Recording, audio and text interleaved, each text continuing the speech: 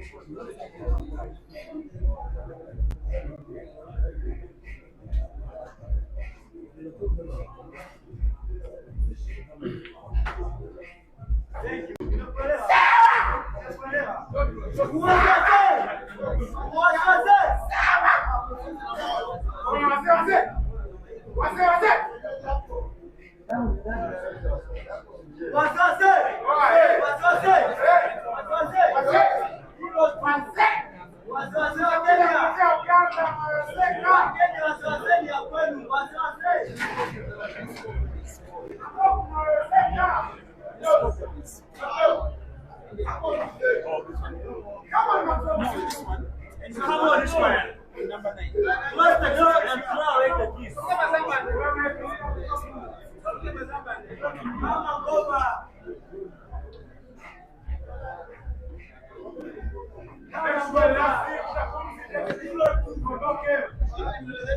Ladies and gentlemen, wherever you're tuned in, this is live coming in from JAMLOCK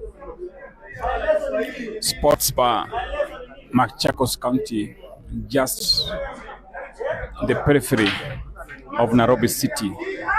But this is an interesting race here between Ishmael from South Africa against Abdullah Hussein from Tanzania. This is already boiling. So many Tanzanians have come here. Top Tanzania players, Ahmedus, Safe, I can see.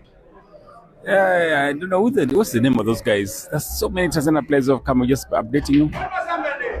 Kasozi is in the house, and other top players are in the house as well. So this week and next week probably. Ibra, I can see Macross. I can see the management, Bob Katerega. I can see so many Kenyan players. I can see Mrefu, the top Kenyan player. I can see Vance. I can see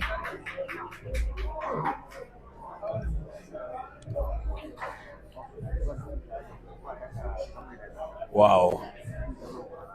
This is interesting, and I think this is a nice looking palatable for Ishmael. It's looking very palatable for Ishmael. I think this one we want to do a recovery one. Yes, it's going to recover one. It's going to recover one. Being supported aggressively by the Ugandan Sula Mthethwa. Oh, nice control.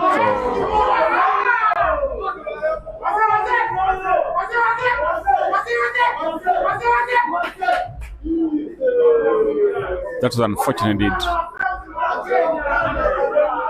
That was unfortunate indeed. We have around 15 top Tanzania players in the house. We'll be updating you the names in a while.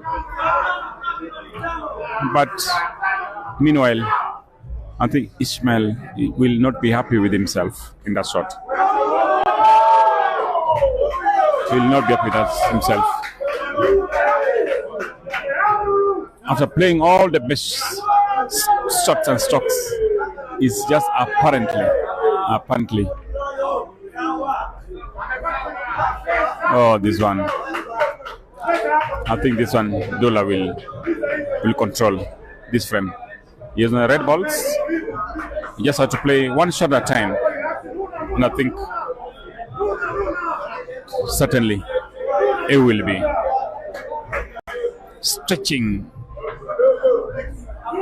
his win on the frames. 2, 3.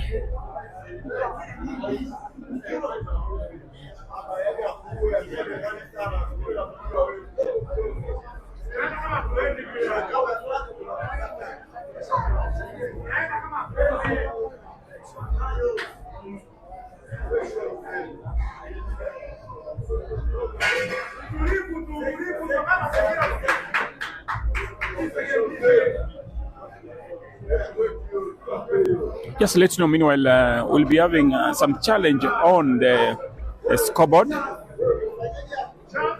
Select challenge on the scoreboard. It's a bit light because it's a bit small, but we'll be updating you. The score is 2 for the Tanzanian Hussein. Abdullah and Ishmael from South Africa is 0. So that is the update now. We'll be giving you the best of information. Oh. This boy is shooting very well. Hussein Abdullah from Tanzania. Remember, he's been a top Tanzania player for quite a number of years. He's been Tanzania's #1. Recently, he's been facing some challenges from players like Stefan. Or look at that, look at that. The boy is shooting well. The boy is shooting well. Abdullah Hussein Abdullah 3. Ishmael from South Africa 0.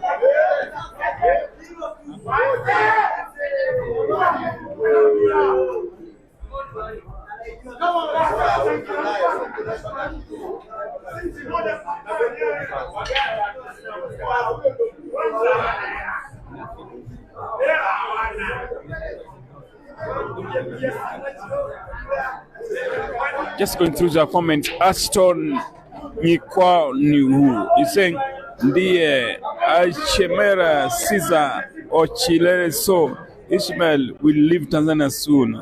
I like that. Ashford, same guy, Mucheki.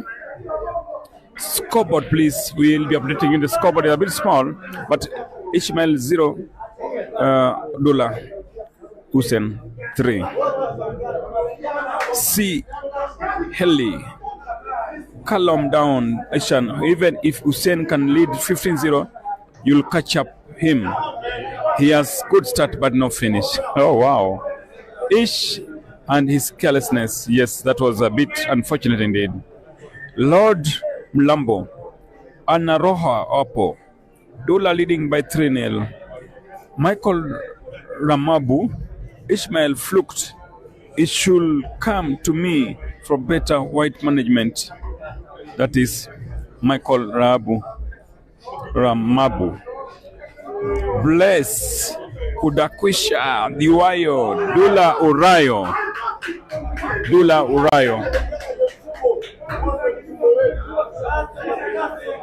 Mtobisi Zungu, thank you. Sizwa Booklet, thank you. Matimbo Nkuna, watching from Kampala, Karibu, thank you, welcome to this. It is expected to be a blockbuster. We anticipated it and he's boiling it nicely. It's going to be a blockbuster, trust me, ladies and gentlemen, wherever you are. This is your commentator tonight. It is Mighty Poach on the microphone. And as I speak to you now, this is Back and Finish. Chobe Live is actually on Chobe Live YouTube, Back and Finish YouTube, Channel Pool Club on YouTube as well. So I'm sitting down for him on this Back and Finish Facebook channel. Remember, this is a race to 21, $3,000 US. Big money, big money. Meanwhile, I think he's going to play safety there. He's going to place on the yellows, field safety. Oh, fantastic done. Oh, that is a good shot. There's some space in case he can clear those balls, but I don't think it's going to be easy. Oh, that's a shot. Hold on. I love this safety.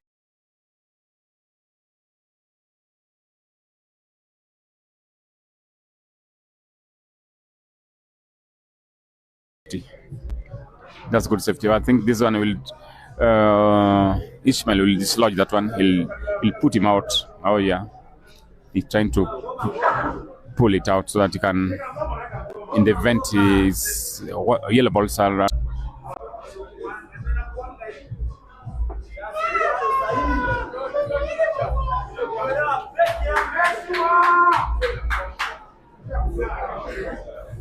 The Tanzanian contingents are quite noisy. They're very noisy indeed. Very noisy. There are a couple, I said around 15 of the top Tanzanian players are here. And rooting for their compatriot, Abdullah Hussein.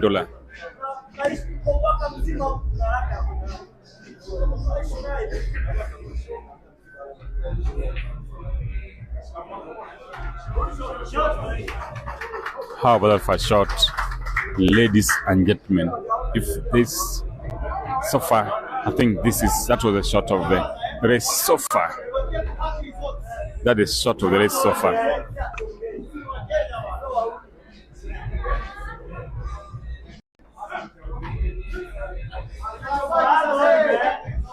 That was fantastic control from Ishmael.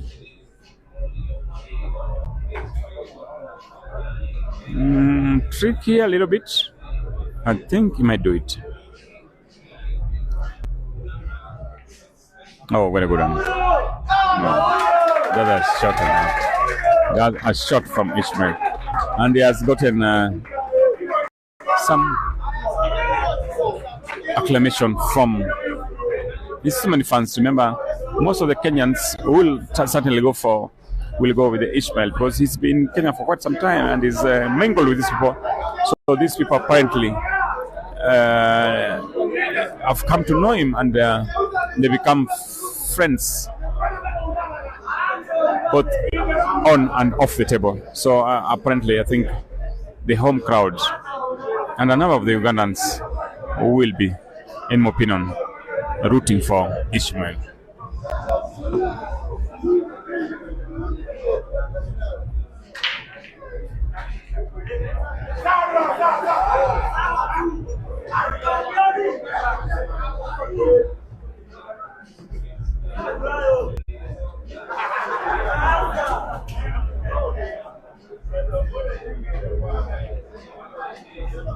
Houston broke, the black ball went in. The rule of the game is when the black ball goes in the break, the break is repeated.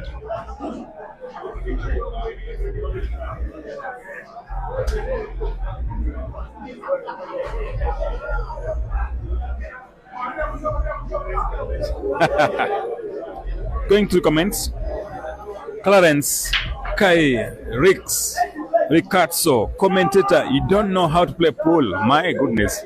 I've just beaten Chobe live a few minutes ago. I beat him so badly. You can just probably tell him sorry. I beat him just in a few before the start of the game, for the race one. So Evans Senior, Dula leading 3-1. Yes, that's true. Sizwe, Booklet, Isham, Mthethwa Cliff, I'm here. Cam Die Hard. Meshak Mbewa, scoreboard. It is 3-1. We're having a problem because the scoreboard, which is big enough for all of you people, apparently is being used also on the side of Chobe Live at the same time. At the same time, there's also channel Pool Club YouTube. So we'll try as much as possible to update you. We'll be updating you for the scoreboard, but we might do something. I think going forward, there should be a scoreboard across there. It is possible there. It is possible. I'll go a little bit outside so that I can try to see if it is possible.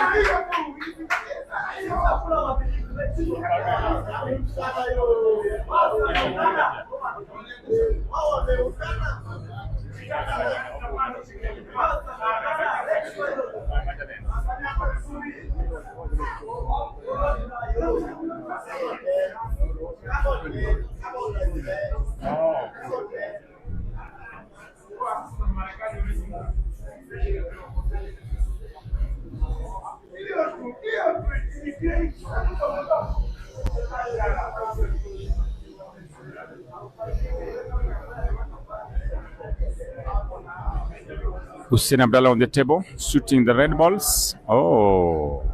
Oh. But still tricky for Ishmael. Still tricky for Ishmael because those yellow balls are not looking interesting. He has to go through a lot of crowd and dead balls. So let's see. With these super players, anything is possible. They always pull through circumstances like this. So let's wait and see if Ishmael will be able to pull through this mess of the yellow balls. That is it. Oh, you can see it. You can see it actually. But that was a very good attempt. That was a credible attempt. That was a very good attempt from Ishmael, all withstanding.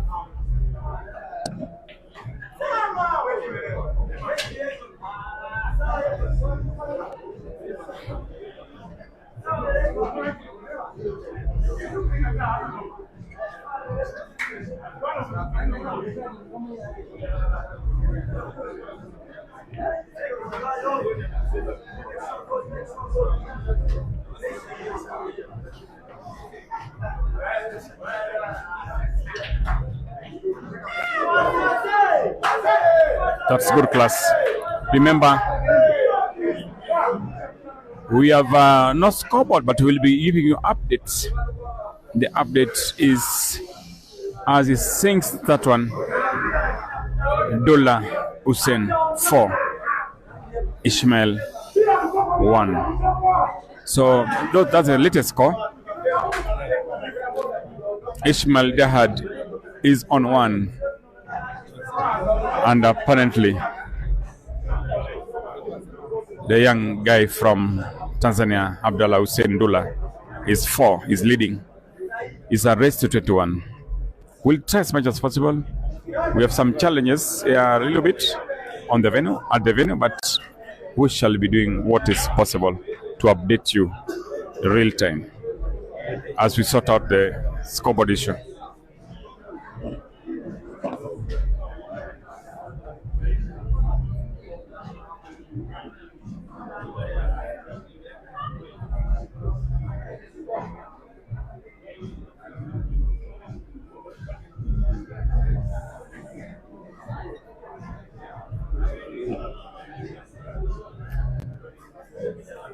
Ishmael looking very intentional to recover from the... Oh. Is it working for him or not? Is it working for him or not?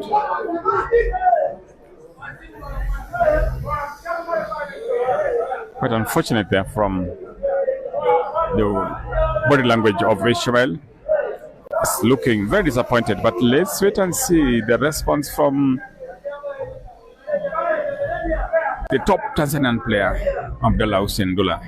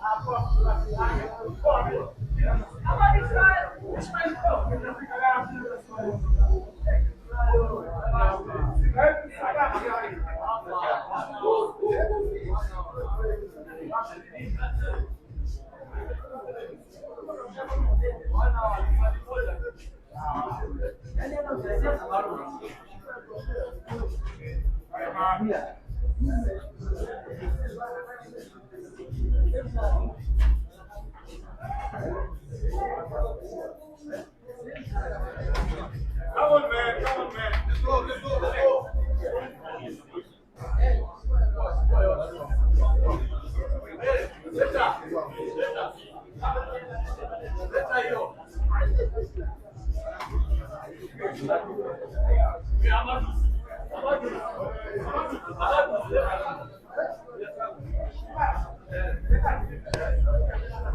To be fair to Ishmael, he has given a good account of himself tonight. He's been playing very, very well. He's been shooting, but something has not worked out for him. He's been unlucky on a number of occasions, and I think this could be his turning point. Let's see.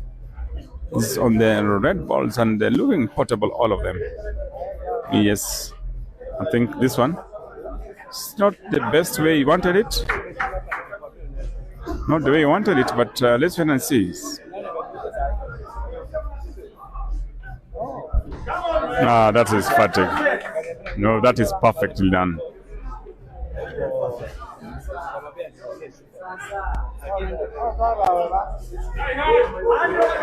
And that is done well.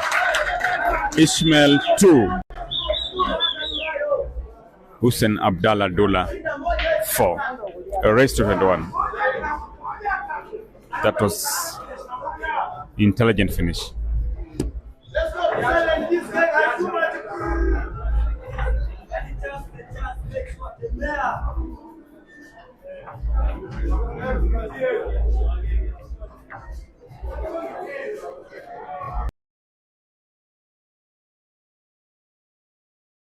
Yes, so for those asking about the scoreboard, we're having a challenge with the scoreboard.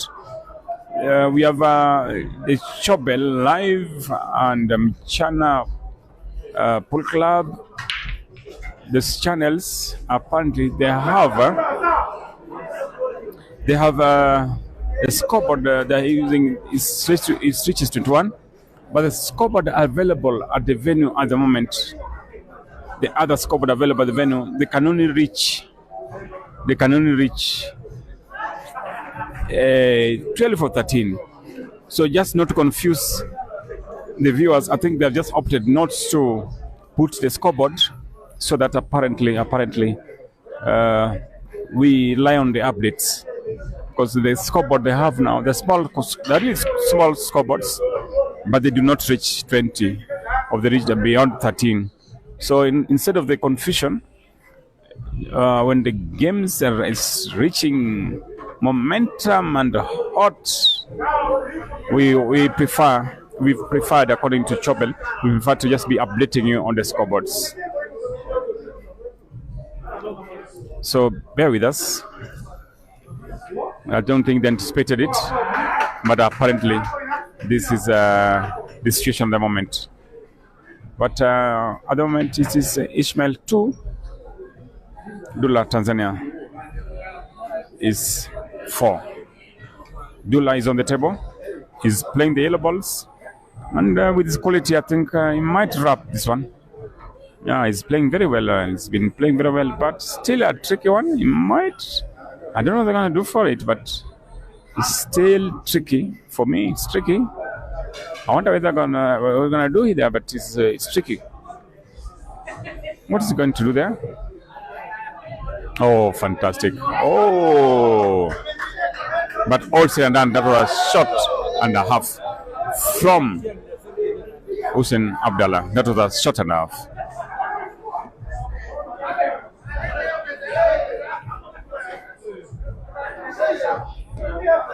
Ishmael might opt for, do we go for some defense? Some snooker? Yes, I think he'll go for the snooker. Yes, and a very good snooker indeed.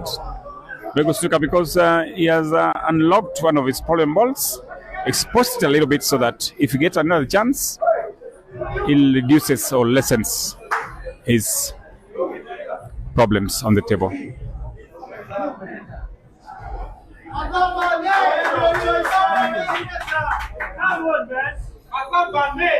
So I think he misses from the snooker, and Ishmael advantage. He'll just try to connect the red ball to the yellow ball, and I think this guy will be probably good to go. Yes, I think it is looking good for him. I think he just need to go for with his quality, he just need to go for the ball. Just need for the game. He just need to go for the game. So far, he's been playing very well, and is capable of going for the game. He should just go for the game, or another super snooker, or he throw one shot and a snooker. Maybe he'll play. Yes, I think so. He'll play that ball and maybe try hold, but he's still thinking. Not decided yet. Remember, he's playing the red balls. The only 2 yellow balls remaining, and with the space across there on against the red ball, I mean the red ball there, you can finish. Oh, yes, he's done it very well. He has done it very well indeed. Ishmael from South Africa. Back to settings. Hussein Abdullah.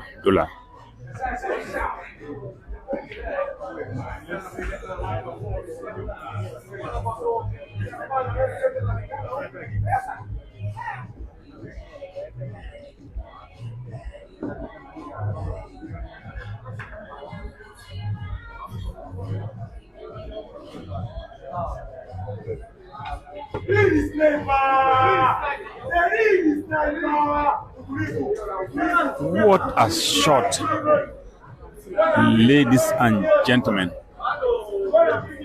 What a shot. Wow. That's top quality from the Tanzanian player. Everybody surprised about that shot. That cut was massive.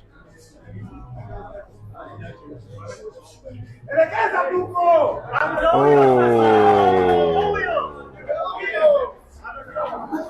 that was unfortunate. And I think Ishmael will not forgive him for this one. That one, Ishmael might not forgive him.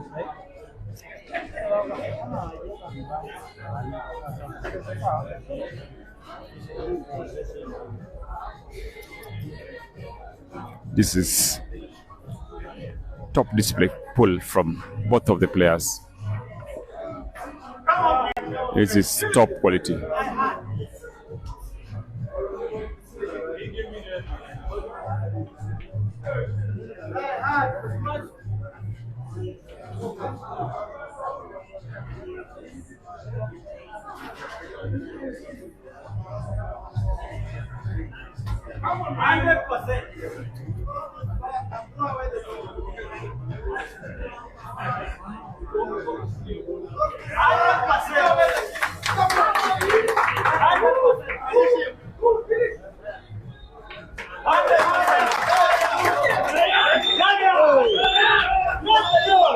World-class finish from Ishmael from South Africa, and is getting a lot of support from the locals.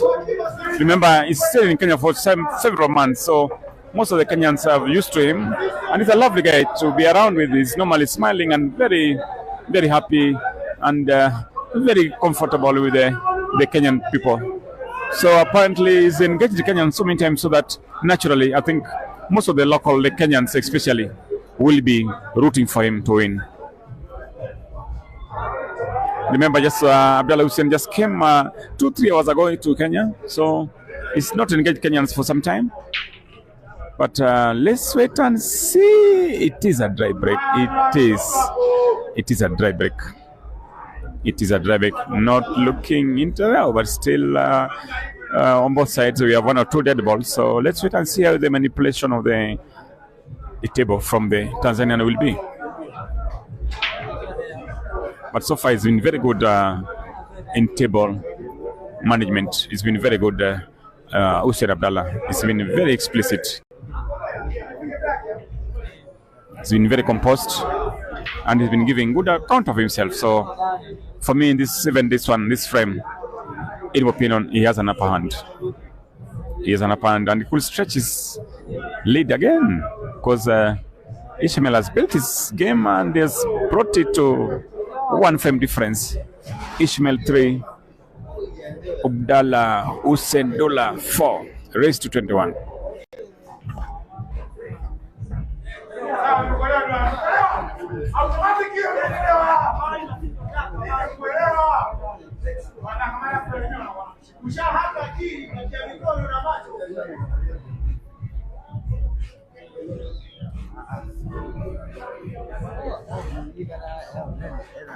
How about that?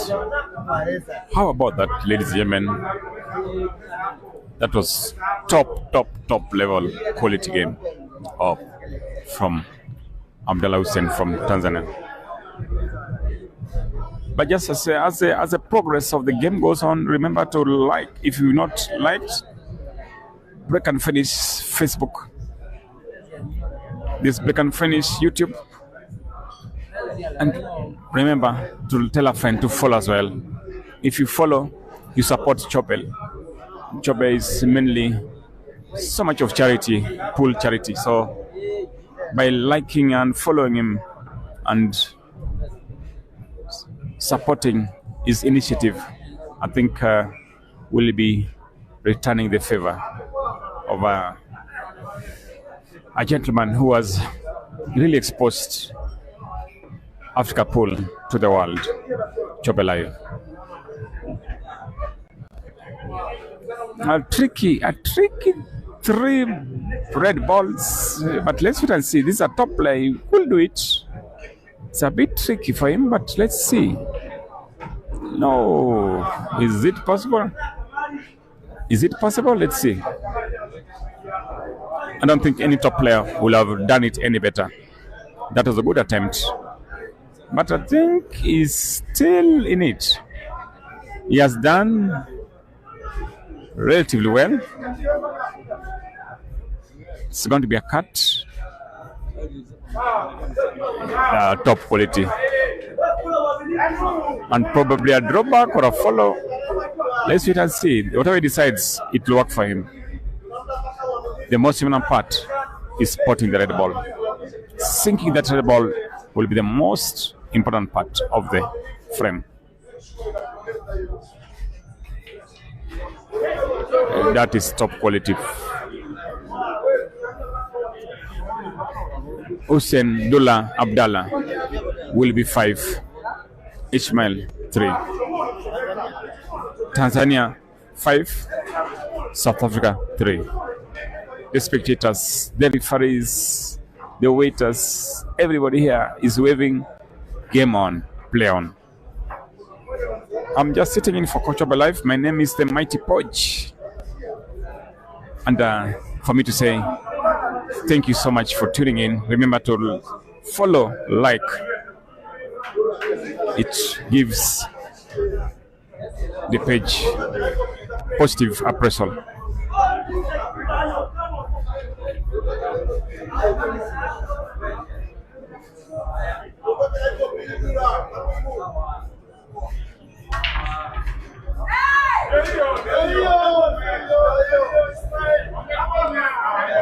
Apparently that's the first scratch on the break, and this one is looking finishable with the quality of Ishmael. Hit the ball, all the balls, any ball, whether it's red ball he chooses, whether the yellow ball he chooses. For me, I think this one could be over. He chooses the red ball, it's okay. He chooses yellow balls, okay. Yes, 2 shots.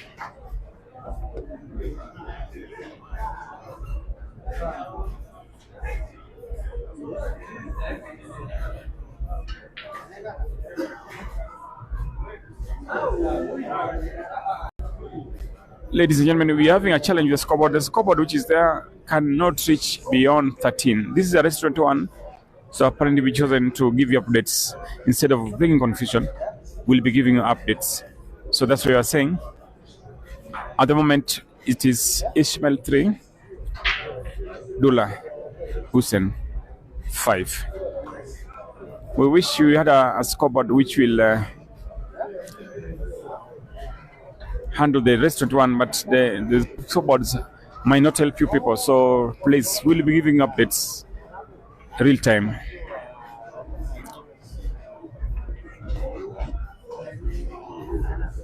Sorry for that. We never anticipated this one.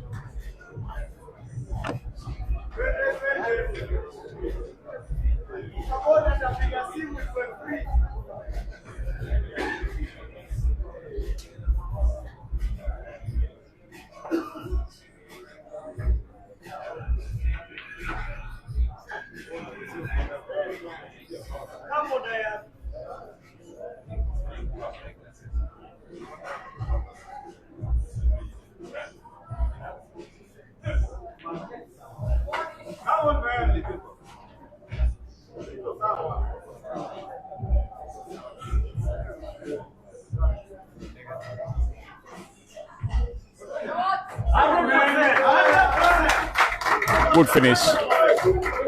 Ishmael 4. Abdullah 5. What a game. Very tight.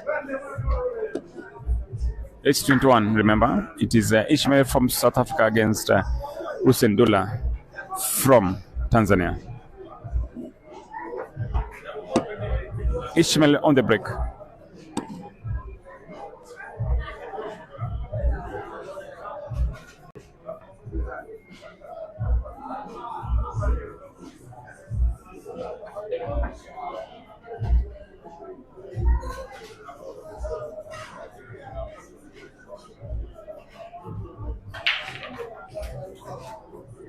Powerful, nice break from.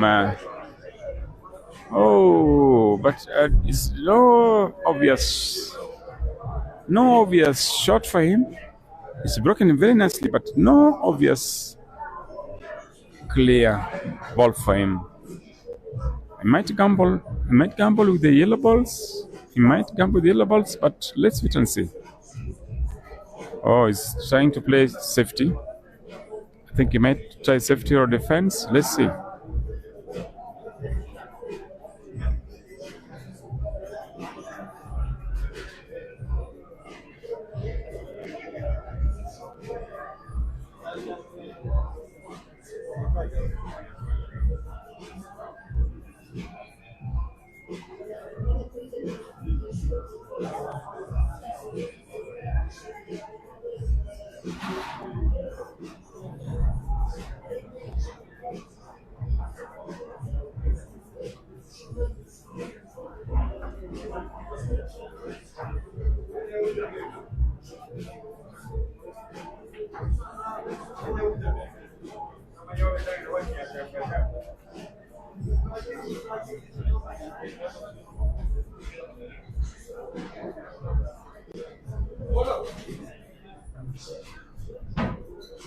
Ishmael did a safety there, and I think let's wait and see. I think, is he done it?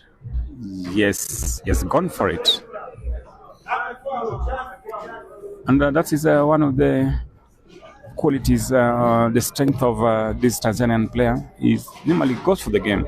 He's not a defensive player as such. He plays defensively when it's necessary, but most of his frames are handy. He gets good rewards for it. And I think that is going forward. I think that one is the way to go. Sometimes this game becomes interesting if you offend rather than defend, because the rewards are there. Look at now, he's on his way to stretch his lead to 6. He's on his way to stretch his lead to 6.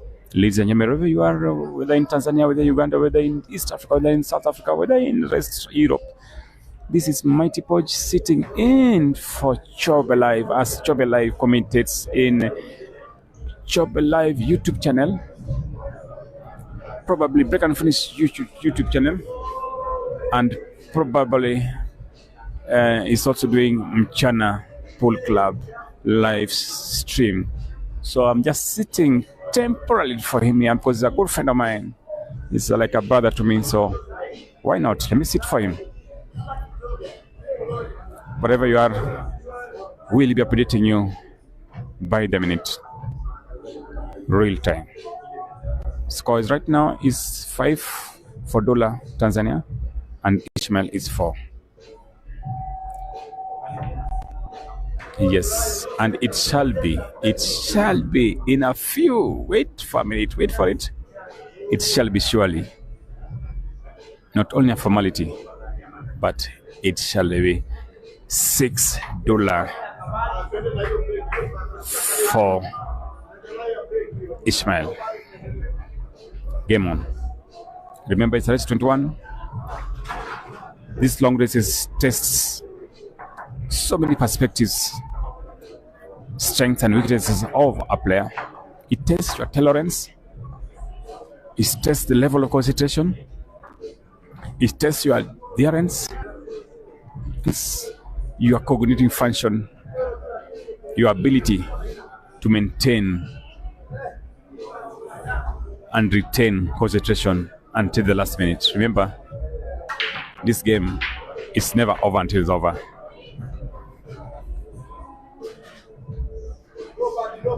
Black goes in.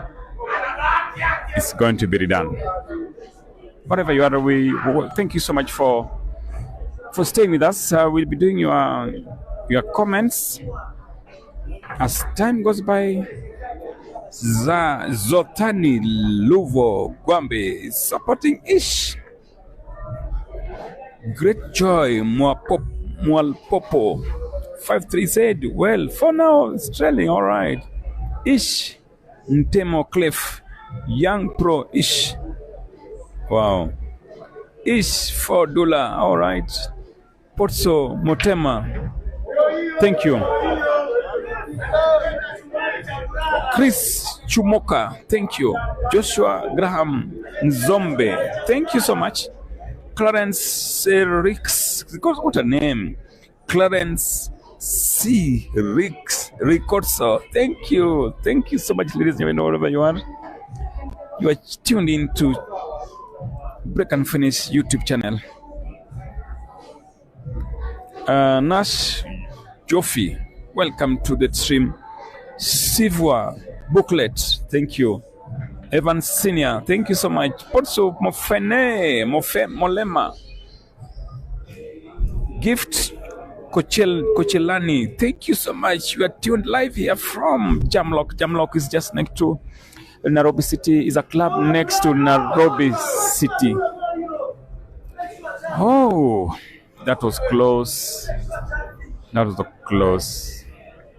Why did he miss it? Well, he missed that unfortunately, because this boy from Tanzania is a finisher and a half. It's very aggressive at the table.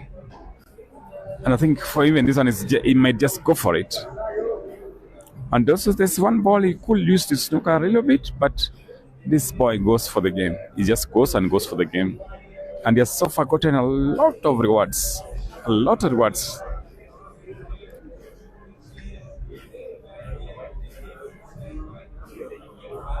Yes. No, I think he's going for the game. He's going for the game. I think he's going for the game. He's going for the game. With the way those balls are positioned, I think he's going to go for the game. Ladies and gentlemen, wherever you are, I see this a game interesting me down. Let's wait and see.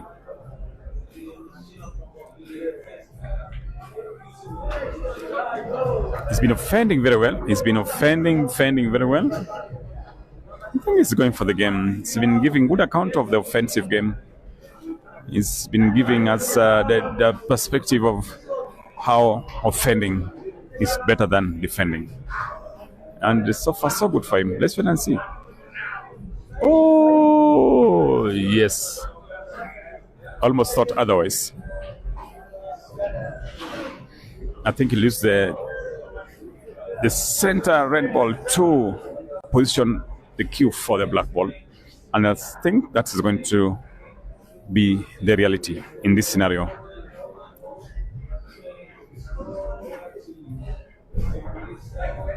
Yes, that was the anticipation.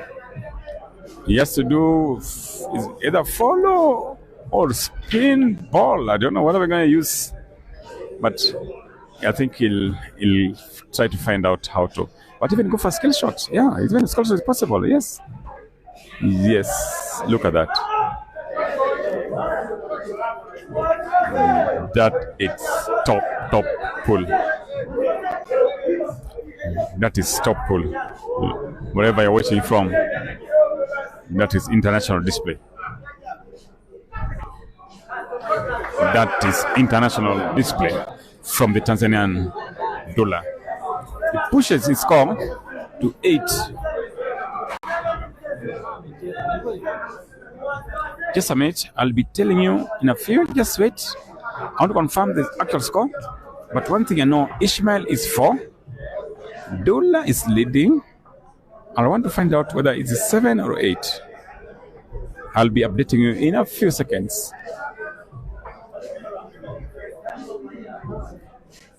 Ishmael 4. Abdullah. In a few seconds, I'll be telling you the real score. Yes, it's confirmed. Tanzania 7, South Africa 4. Confirmed. Abdullah 7, Ishmael 4. Race to 21. Game on.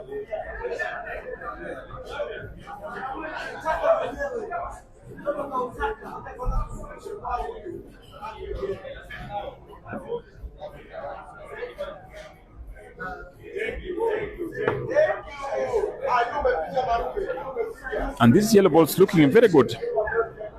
The yellow balls are looking finishable. Look at a guy enjoying himself. He's enjoying himself. He's on top of this game now. He's leading with confidence and leading with... Look at that. He's now seems to be enjoying his game. He's just enjoying his game, the young Abdullah from Tanzania. Shooting very, very well indeed. I think this one is another frame down. But remember, it's a race to 21. It's a long way to go.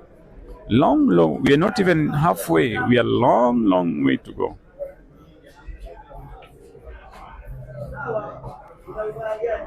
So far, so good for Hussein Abdullah.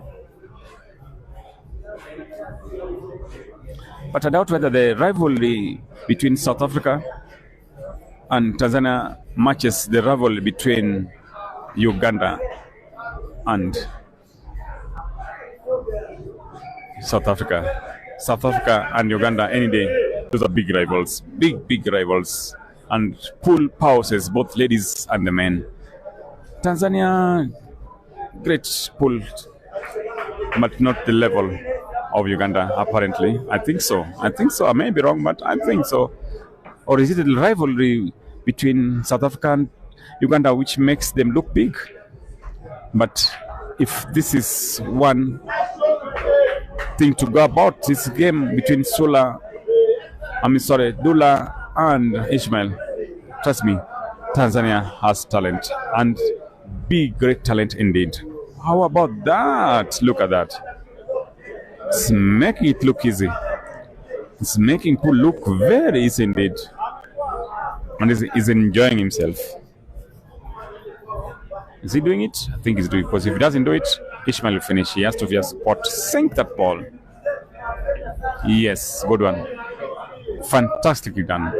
I think these are the times, in my opinion, I will opt for a break. I will go for a break, because now with the difference of 4 frame against and the way the boy is spotting and pulling and shooting and stroking, I wish Ishmael could go for a short break. I wish he could go for a short break, cool down, get some pep talk and probably come back vanished and replenished, because this game is, I believe, 60% mental, 40% physical. Or is it 60% mental, 30% physical, 7% spectators and noise, and 3% your God? I don't know, probably, but let's wait and see. We are on the 13th frame, race 21, Ishmael 4, Abdullah 8. Game on. Abdullah on the table. He has to make a choice of the balls. I think he's going for the... Yes. Oh. He's playing safe there. He's played safe there. He's played safe. He's played a little bit safe there because he has one yellow ball protecting two balls actually. 2 balls of Ishmael's 2 balls. I mean 2 balls of the table, not any other 2 balls.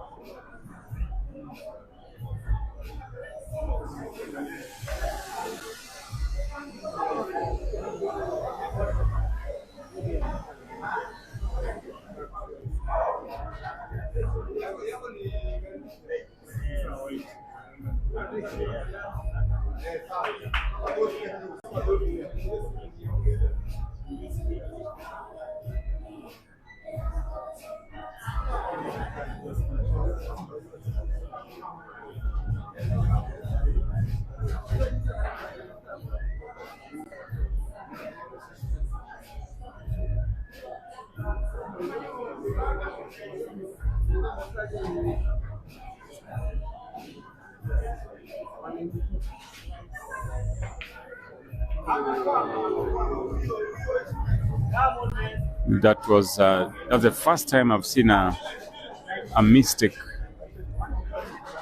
That's the first time I've seen a miss and a mistake. Not really actually a mistake. It's not a mistake. He did everything well. It was, I think, just a miss from Abdullah. The first time in this race I've seen him missing.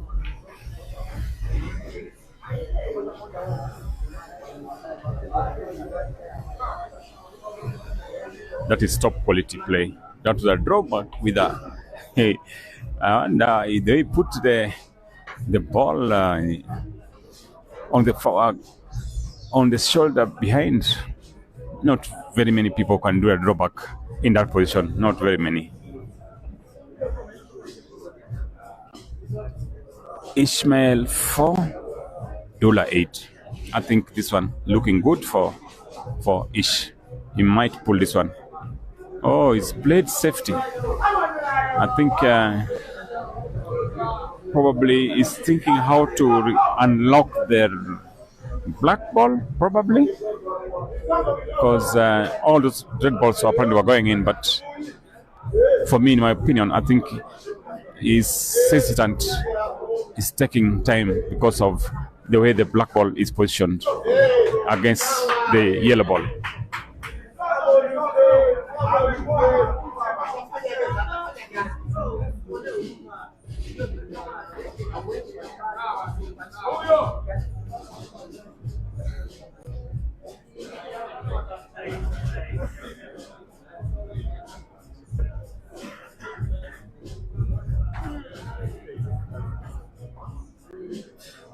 He almost did it. He has to wait a little longer. He almost did it. And he's looking frustrated with that. But let's wait and see. At some point, the black ball, anyway, will have to be dislodged from there. Because from that position, I don't think there's anywhere the black ball will go in without some disruption.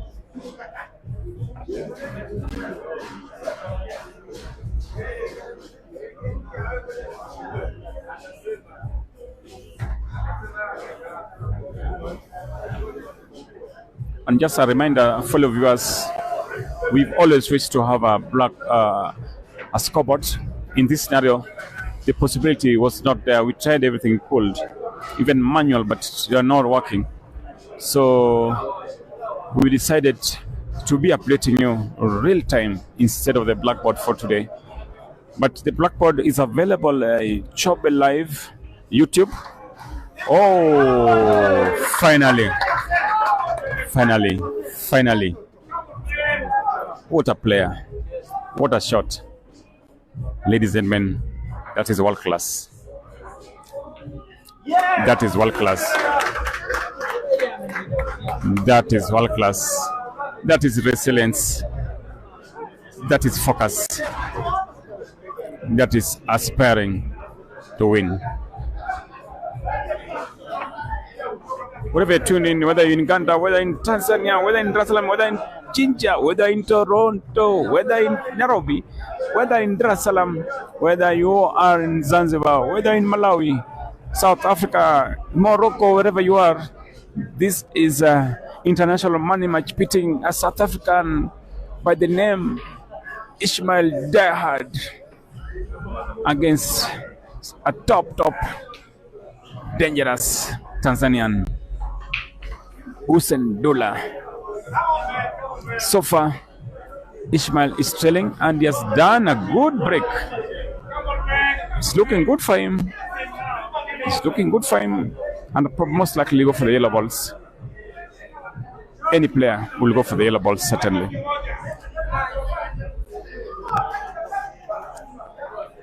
Yes, it's looking finishable. This one, Ishmael will finish. Trust me.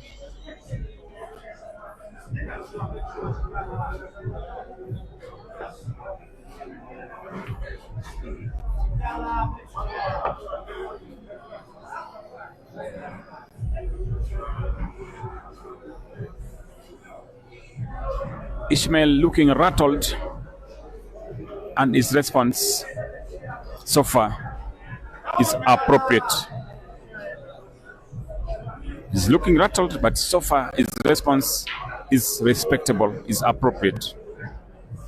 He's on the yellow balls. Wow. So far, so good in this frame for Ishmael. So far, so good, and he's enjoying a lot of his support from the local fans. Remember, Ishmael has been in Nairobi in Kenya for more than 5-6 months, and he's been mingling with the locals. So apparently they've gotten used to him. So that's why naturally he'll have the local support. Naturally, that is top quality. That is top quality. That is top quality. Ladies and gentlemen, wherever you are. Wow. Ishmael 6. Abdullah Hussein 8. Race to 21. Game on. For those who are wondering where Chobe Live is, Chobe Peter is actually commentating in the other channels. Chobe Live YouTube is doing China Pool Club YouTube, and apparently is doing break and finish YouTube probably. So if you want to hear his a croaky voice, or rather Chobe Peter's voice, all those other channels, Chobe is there. But this is Mighty Poch just sitting for him here at Break and Finish Live YouTube. Break and Finish Facebook channel. Whatever you are, thank you so much. And just to update you on the scoreboard, it is Abdullah 8 and Ishmael 5. We will update you by the seconds, real time.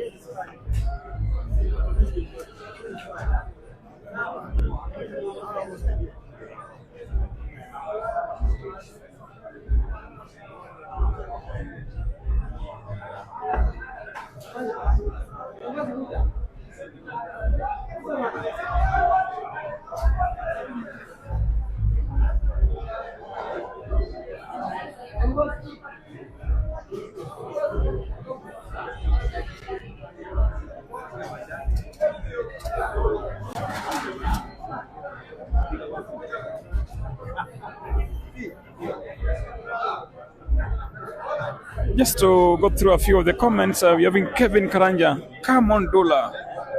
Pardon, Leonel.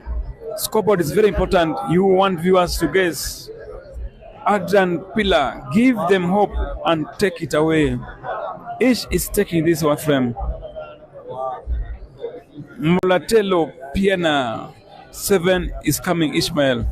Mutilia Selemo.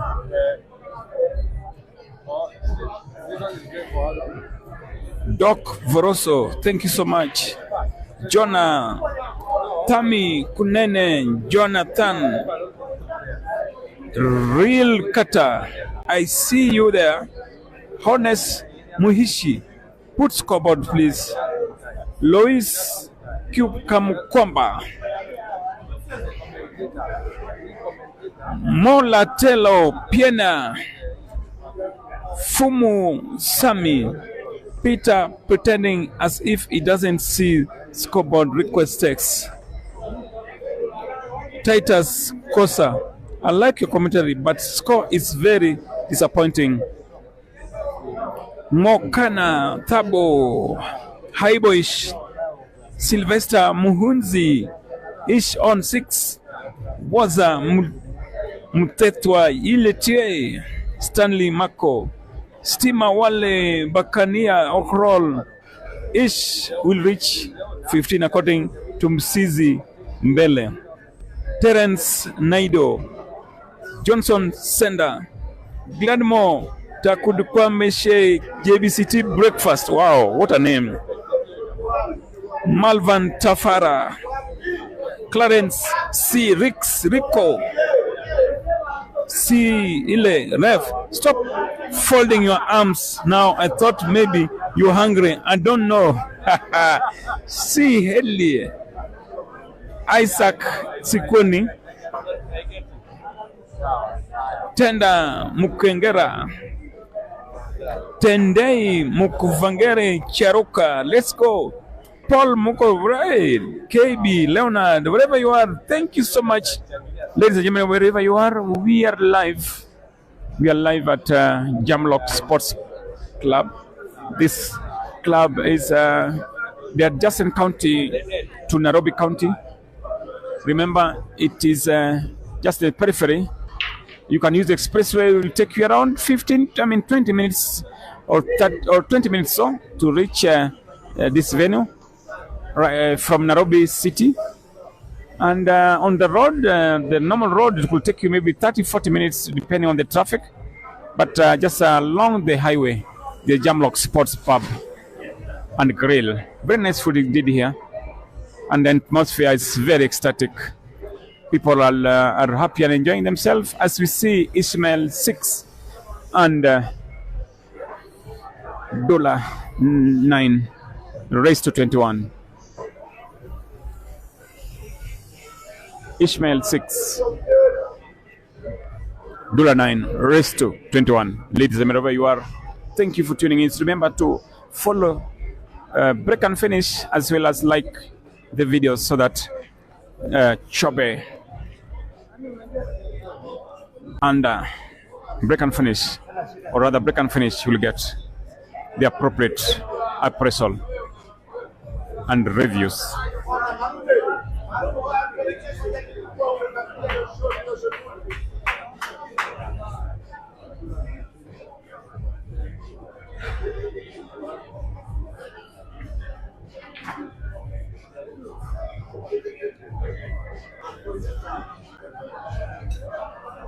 And Precious Kalumbu Savia, you're saying you're watching from Zambia. Oh, say a big hi to the Buffalo. Buffalo is a good friend of mine.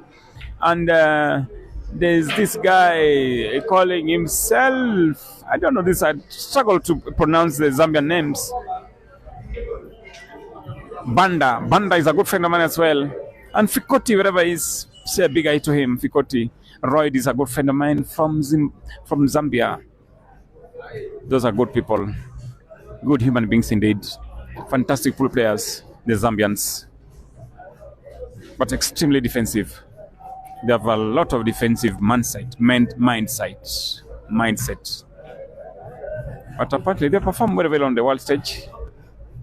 Current difficulty is giving a good account of himself in the world stage, African stage rather. Oh, that could be not really a mistake. but could be an interesting.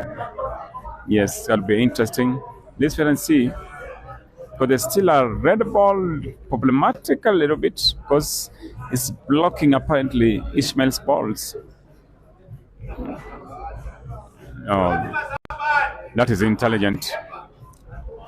That is intelligent.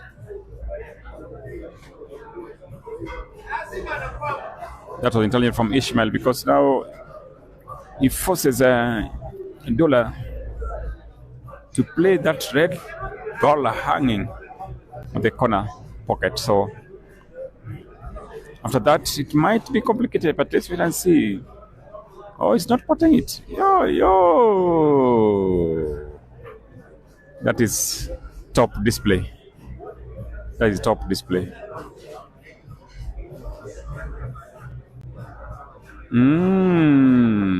Even better. Even better from Ishmael. And he might use that opportunity if he gets it. But Ishmael is, Abdullah is not giving out that. Oh no. He was trying it, but is he going to pot it? Yes, defending it. He's defending it. Oh, that's a shot. That's a shot. Good shot from Ishmael. Let's wait for the response from the Tanzanian Abdullah. Oh, touch. This is called touch. They're checkmating each other, waiting for an opportunity to just unleash the hyenas in themselves.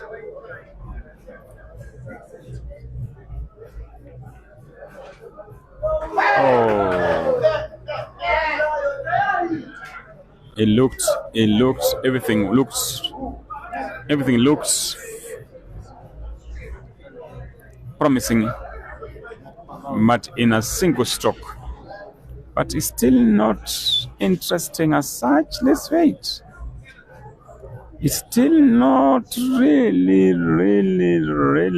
interesting. Let's wait and see. Oh yeah, that's okay. That's a possibility. Let's wait and see. But still, he has to make sure he pots it and comes down and gets the cue ball positioned well.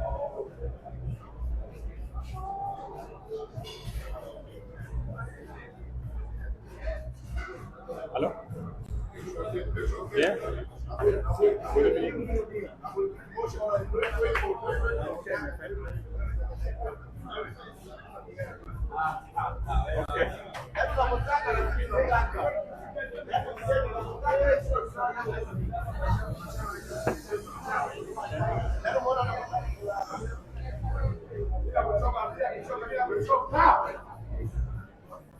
Okay, you remind me tomorrow.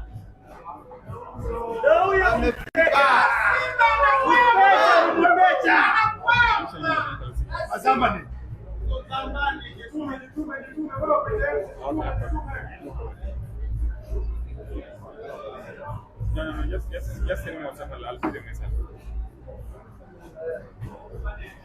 I'll see. Okay, thank you.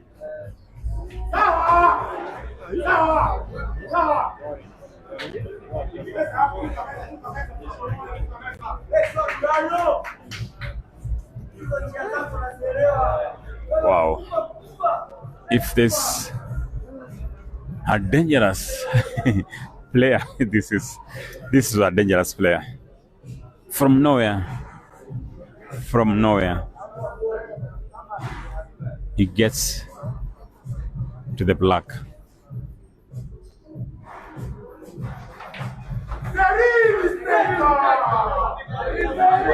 That is a dangerous player. How did you see that? How did you see it? That finish. What can you say about that finish? What can you say about that finish? It's fantastic. It's a precise shot and right to the point. Wow.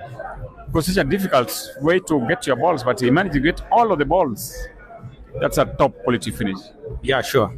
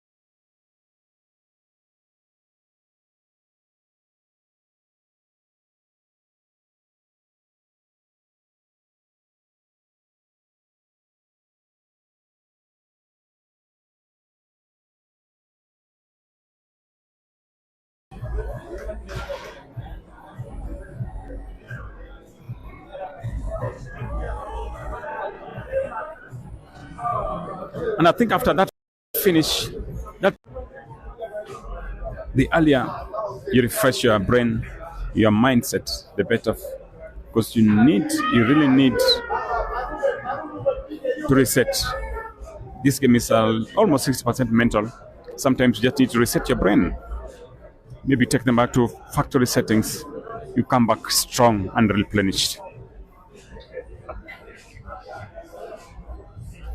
Wow.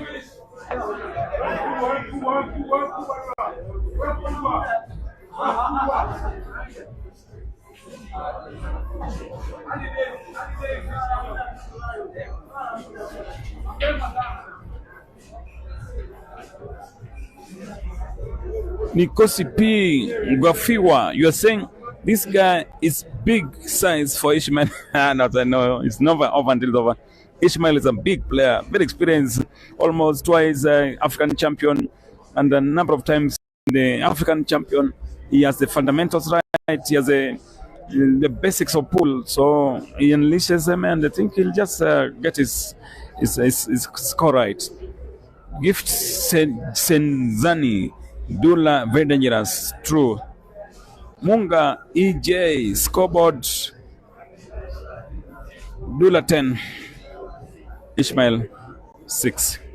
Isaac Sikaundi, wait till no Dula today. Selanyika, Dula. Gerald Webbs, Vitro, fantastic finish. Nkosi, all right, let's see.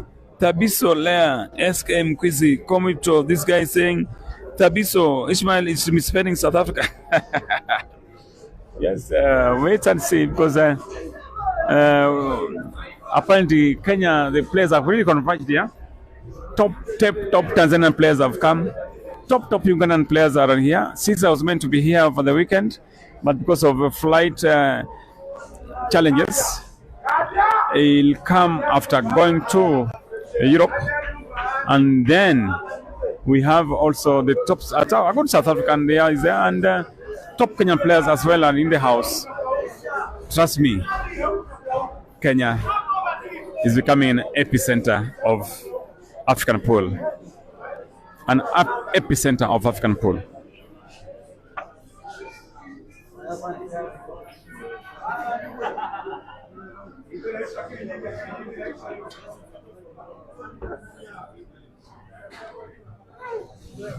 Ishmael 6, Dula 10, race to 21. Dula on the table.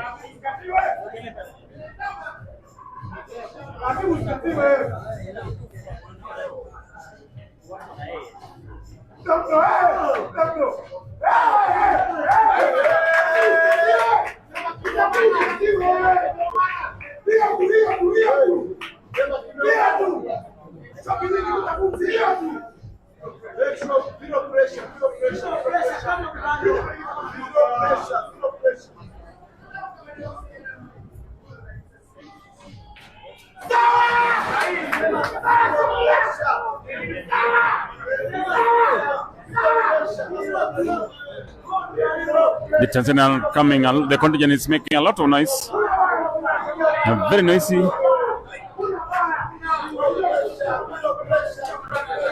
Very noisy. At the moment, Hussein Abdullah will be 11. Ishmael will be 6. Ishmael calls for a timeout. There is a timeout. Ishmael calls for a timeout. The Tanzanians are making a lot of noise. Very noisy indeed.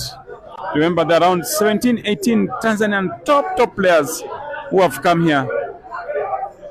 And they are noisy. Making a lot of noise. But remember, it is a race to 21. It is never over until it's over. We shall be back in a few. Remember, it's a race to 21. So far, Ishmael 6. Abdullah, Hussein, Abdullah 11. The referees, the spectators, everybody here waves game on. Wow, what is in this is interesting. And remember, Ishmael has been giving a good account of himself of the first few days. He's been doing very well on the table, races against top Ugandan players. He's played very well against them, and here he is, and he's trailing 6 to 11. But let's wait for the response. If there's one player who can come back, and the one that is called Dahad, it's Ishmael. They call him Dahad because of who he is. He never dies. We shall be back in a few.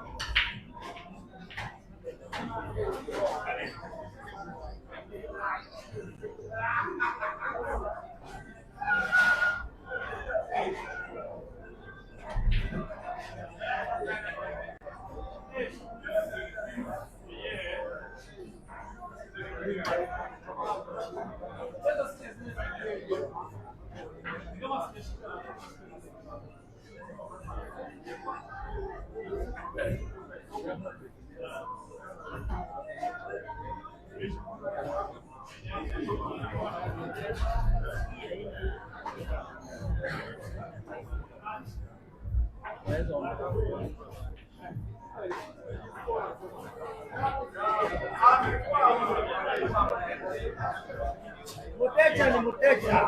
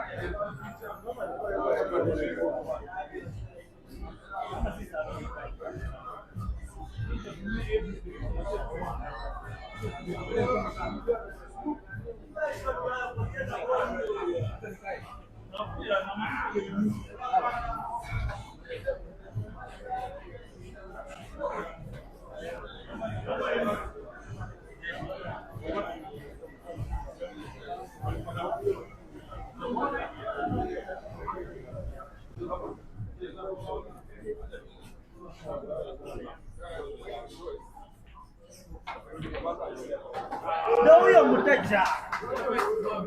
Client.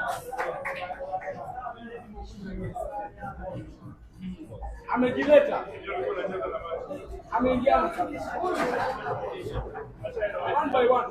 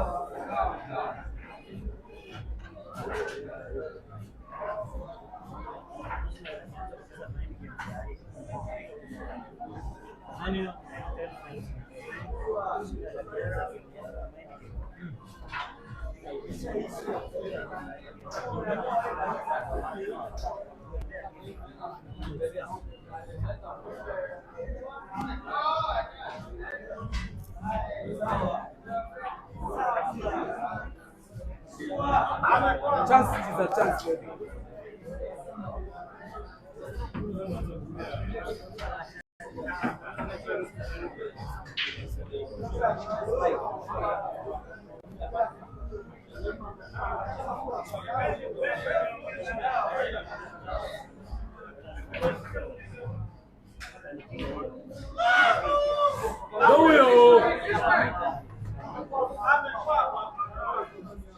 Kill him! Close the door. That's why it has to be played.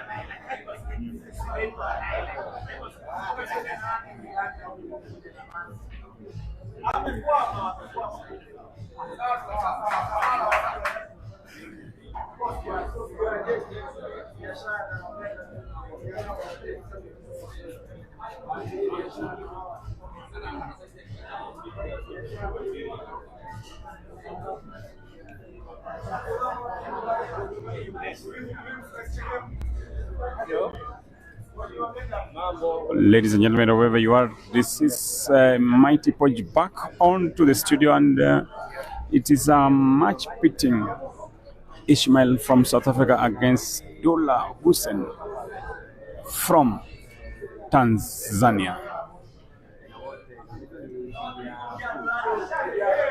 And so far, it's been very positive indeed for the Tanzanian. He's been shooting very well. He deserves the lead. He's given a good account of himself. How about that? How about that? He's been shooting very well, this Tanzanian. He deserves the lead for the moment. But remember, it's a race 21, so it is never over until it's over. The first person to reach 21 will be the winner. Oh, I think he didn't want it to go in, but the way the ball was positioned, he had little control.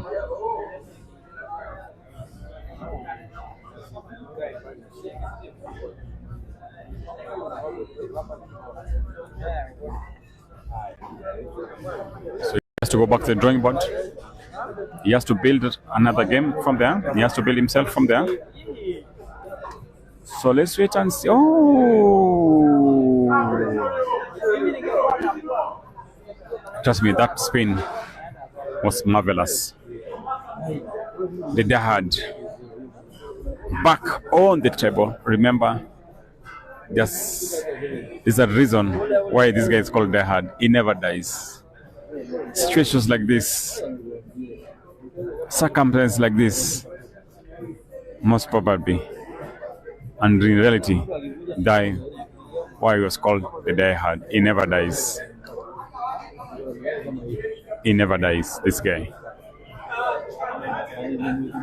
Remember, he's also been a very good accomplished player. He's been an African champion. He's been African youth champion.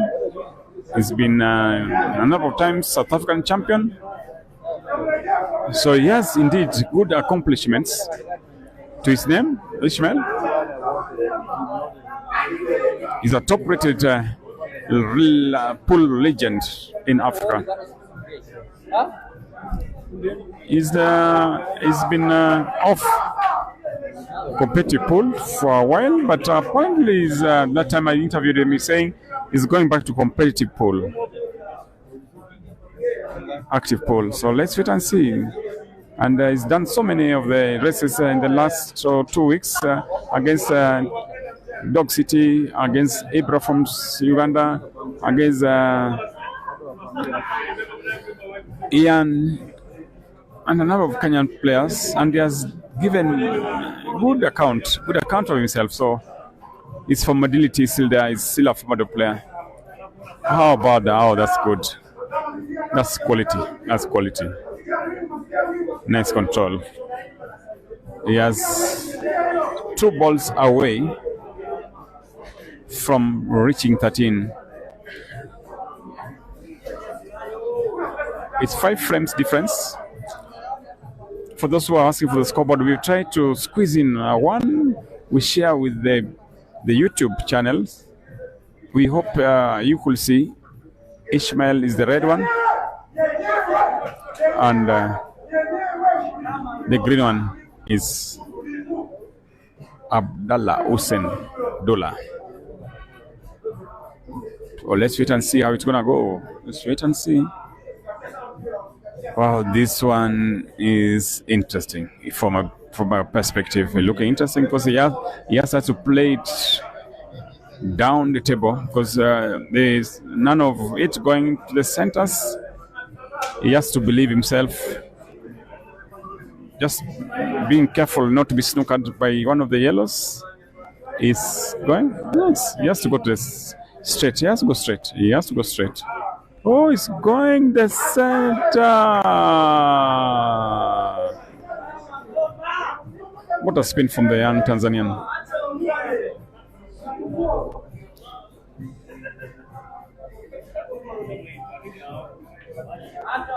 Oh, he's played very well. He's played very well, the Tanzanian. What do you think? So far, so good for Dula. Dula is really performing. Just tell people your name, who you are. But then you are the pullman, you're in charge of pool, you're the manager of pool at the JAMLOCK. Talk about your tables, the quality of these tables you have here. So far, we have improved our tables. We brought so far the optic table, which is the most used with the professionals. Okay. So far, we are up to date. How many tables do you have? 7 up to now. 7 up to now.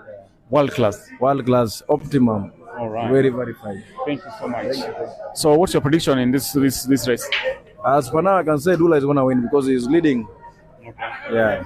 And he's playing very well as well. The game is very nice. He's playing a fantastic game. We're enjoying. We are enjoying watching this game. All right. Yeah. Thanks so much. And also, the food is here is very good, and the waiters are doing very good job, and the environment is just too good and too comfortable for anybody. And I think keep it up. Keep it up. Thank you. Yep. Asante sana. So that was the pool manager, and apparently, he wanted to go for the finish, but I think he'll leave Dula to go for the red balls, and I see the red balls. Well, not looking interesting, but the quality so far, is thinking about a skill shot or what? Wow. From that angle, skill shot? Unbelievable. I don't think so. Yes. Just trying to hold it. Just trying to hold the ball a little bit. Skill shot was not possible there.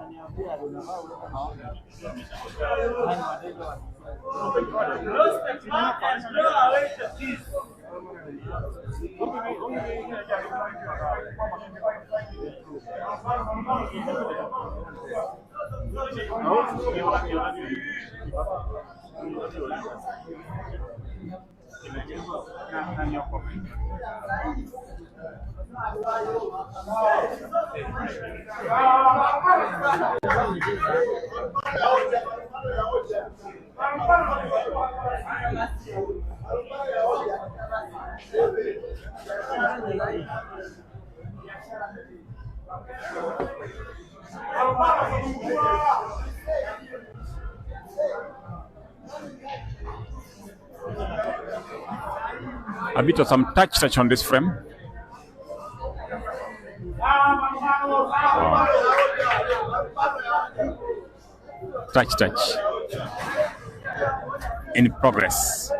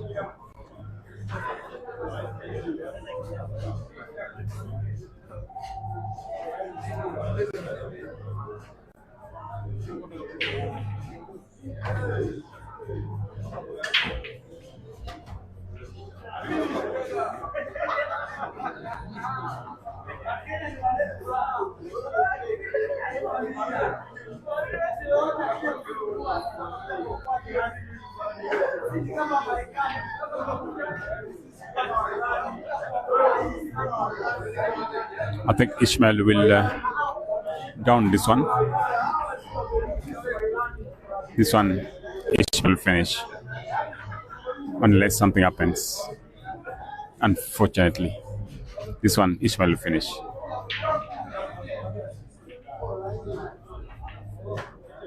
Look at the control. That is top quality white management.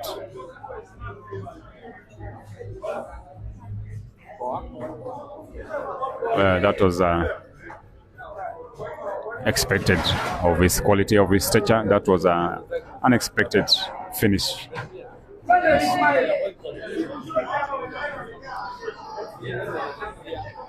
Ishmael 8, Abdullah 13, race to 21, $3,000 US.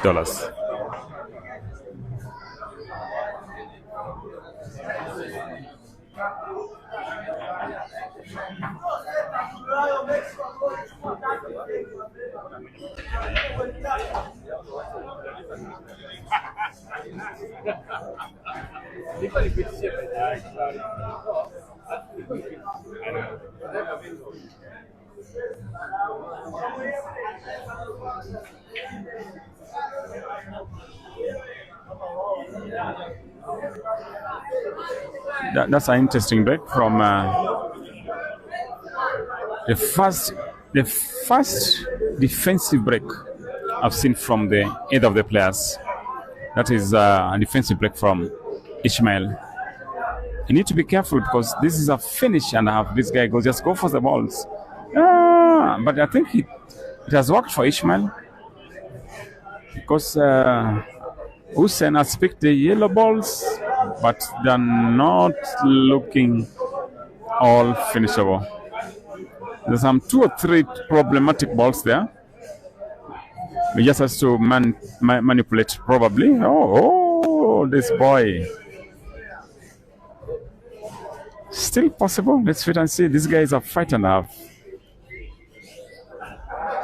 This guy is a fight and a half. It means business. Abdullah Hussein. This guy means business. Trust me, ladies and gentlemen, wherever you're watching us from. Whether in Tebe, whether in Jinja, whether in Kampala, whether in Tororo, whether you are in Nairobi City, whether in Machakos, whether in Kisumu, whether you are in South Africa, Johannesburg, Cape Town, wherever you are, Zulu, KwaZulu-Natal, wherever, Zambia, Lusaka, Harare, Malawi, wherever you are, Nigeria. Ladies and gentlemen, we are having good quality display pool, African at its best. Abdullah from Tanzania up against the Dahad. And probably this night today we will be knowing, we might be confirming why is this guy called Dahad, because he's looking almost dead now, but Why is it called Die Hard? Probably we shall be confirming this night. Because apparently Die Hard means you don't die easy. You die hard. It's not easy for you to die. So I don't believe Ishmael will die easily tonight. He's going to give his best as his fight.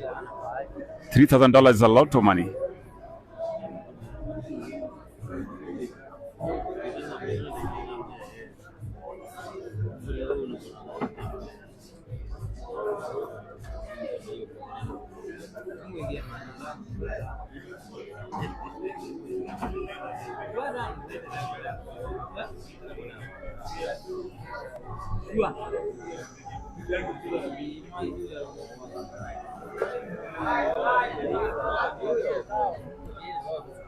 That's unfortunate from,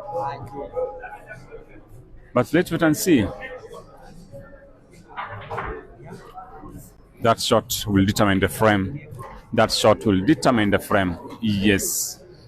Now it is finishable for Ishmael. Now this one is looking promising.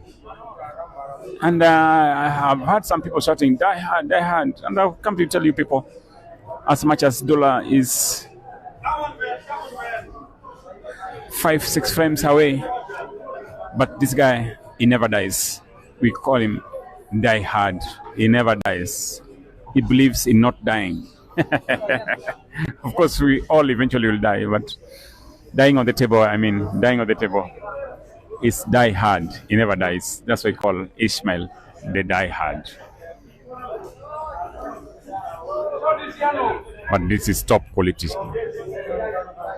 Looking promising indeed. This one looks finishable. Promising for Ishmael. He needs it. He needs this frame. If there's one person who needs a frame, it is Ishmael. He needs to build his confidence. He needs to start building his game.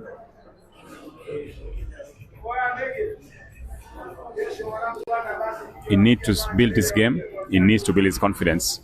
This frame is important for him.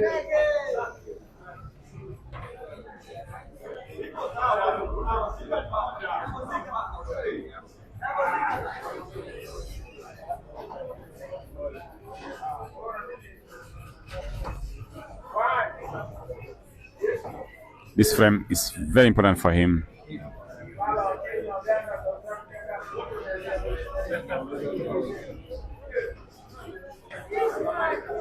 That is top quality, world class.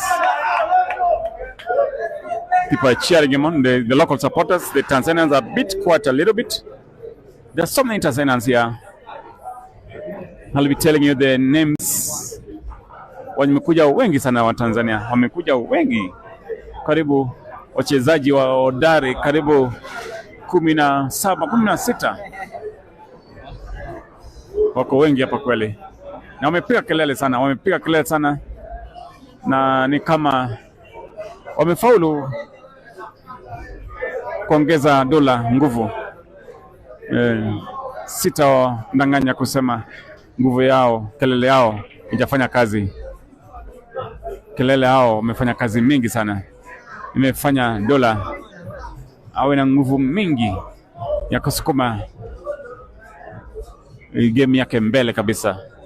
Na maana ameahidi, ameweka range kubwa sana.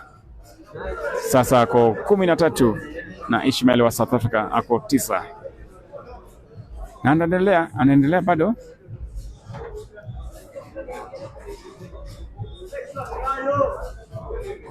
Anaendelea bado. Game inakaa vizuri kwake. Huyu mchezaji wa Tanzania.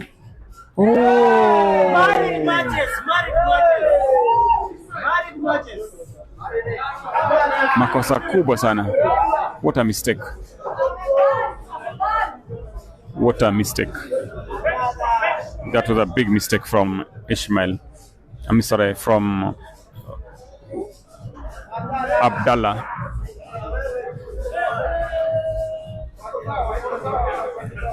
The first mistake we've seen. from him, probably. Married matches. Come on, man. Come on, man. What a response from Ishmael.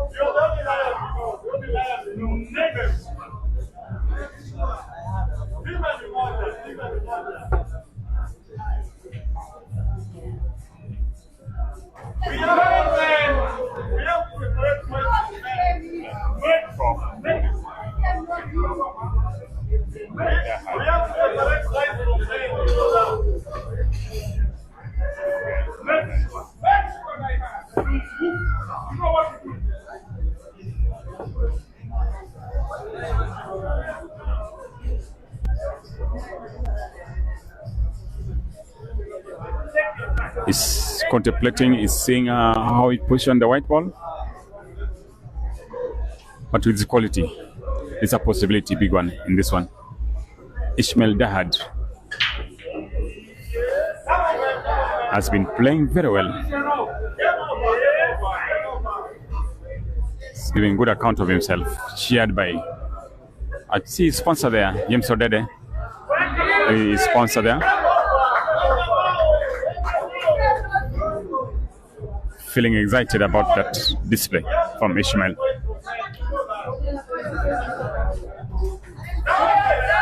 That is top positioning of the white ball. The cue ball, look at that.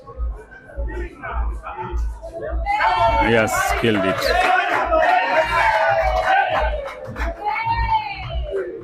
He's refusing to die. The guy is refusing to die.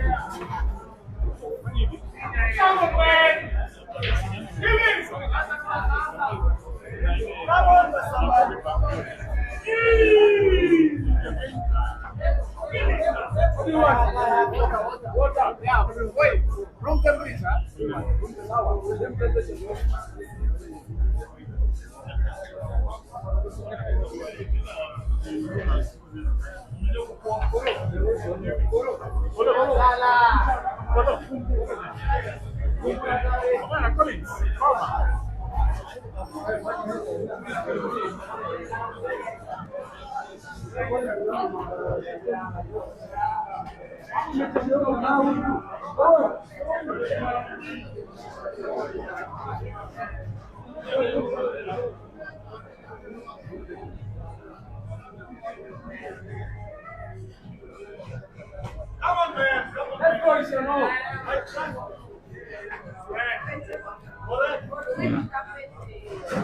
If there's one thing the Tanzanians should not make a mistake is to play touch, to hold the game, because from experience, diehard Ishmael, it's very dangerous. That angle is known for that type of game. So let the Tanzanian not take him to that comfort zone. That is his expertise. He just has to go. He's been playing very well since the beginning. He's giving good account. He just need to offend the way he's been offending. He should not try that line of the game. He should not go touch, because if he goes touch, trust me, Ishmael will have an upper hand. He just has to go for the game. He's been doing very well. He's been doing very well with that. So he has to just continue in that line.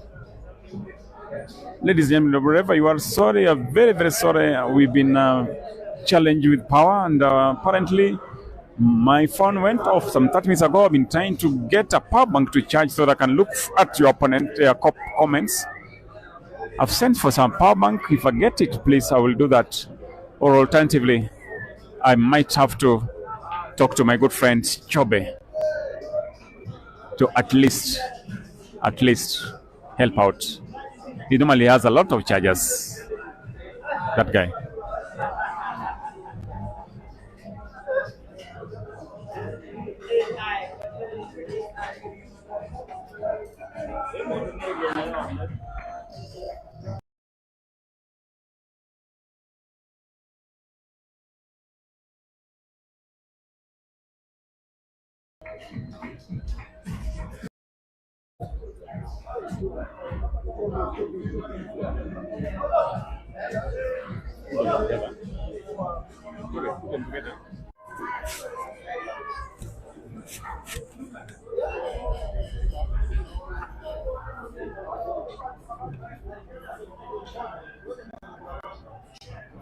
Short.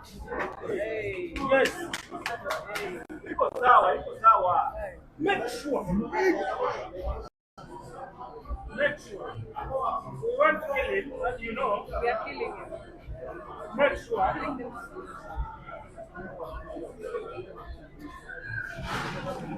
Sorry for the little internet glitch on Break and Finish Live. I hope that you are now covered and sorted fully. Once again, from wherever you're watching, today we have this big money match where Nairobi is now the center of attraction for African pool. This time around, these are not official tournaments, it is professional gambling. That one I have to add, have to be clear. Very nice, very nice.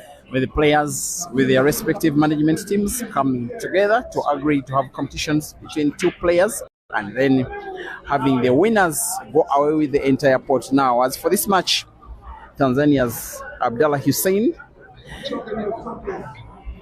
donning black and some green and yellow, together with his management team that are snipers all the way from Dar es Salaam in Tanzania, and then Ishmael Mthethwa from South Africa, and his management of the day, that is JAMLOCK, the venue that are hosting us. They did agree to have this money match with each side staking 1,500, sorry, yes, 1,500 US dollars, which they submitted to me and gave me permission to give it whoever of the two will be the first player to 21 frames.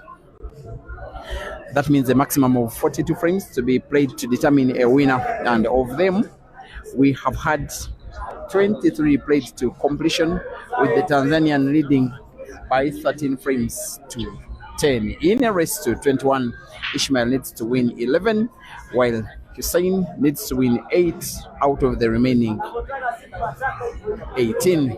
That is including this one.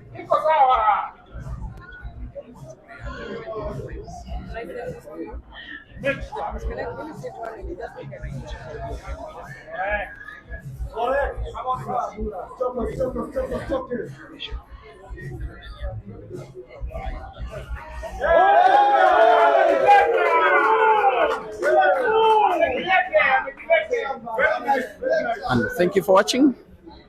Those that are watching the Break and Finish Live Facebook page, Peter Chove Live YouTube, Mushana Pool Club YouTube, as well as Rock and Shoot Blitz Facebook. It's a channel run by fellow streamer and commentator Evans Okacha, who is missing in action. But and I know that from wherever you're watching Evans, I just think it is in. Come on, man. Come on, we have to separate voice from somewhere in Western Kenya. We are representing you as best as we can. Guys, it is 13 frames to 10. Abdullah is in the lead, but has to be a very worried guy, because about 30 minutes ago the Tanzanian was leading by 6 frames. Now his lead is cut to 3, and there is a whole of 18 frames to play. It's more than enough game time for Ishmael to cover up his so experienced, most especially him in his own territory, the gambling territory, and could be winning another, and will be winning another. We'll want to put the last red on the table, I believe, to the corner pocket bottom right. If you are watching from Facebook, it is the corner pocket top left, and then black to the side pocket top, for what will be his 11th out of 23. The pot of the black will be the easiest of them all. Ish versus the black for the chance to mount a comeback, and yes, it's in. Here, viewers, the second time out of the match, as requested by Ishmael, by Abdullah, and as granted by umpire Julie, with score Ishmael 11, Abdullah Hussein 13, race to 21.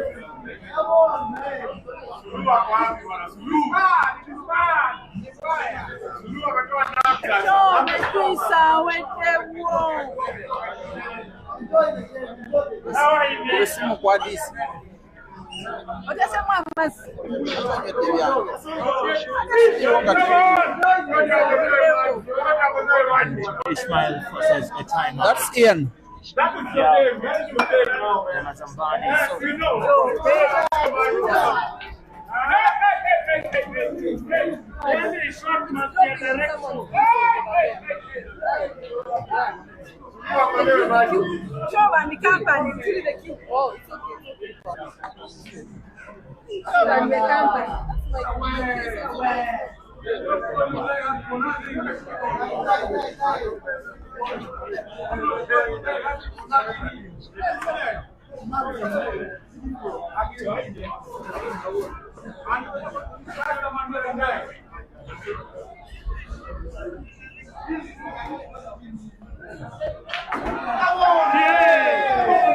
Something like that.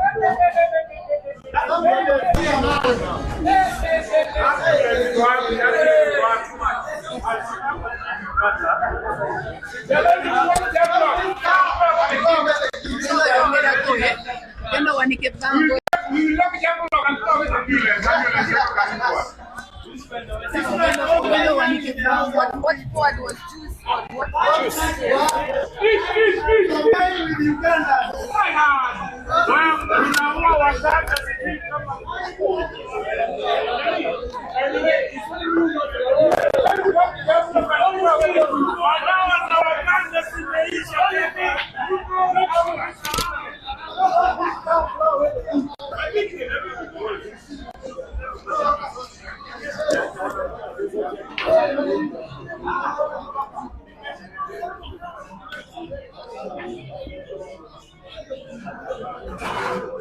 Come on, Lighty. Come on, Lighty.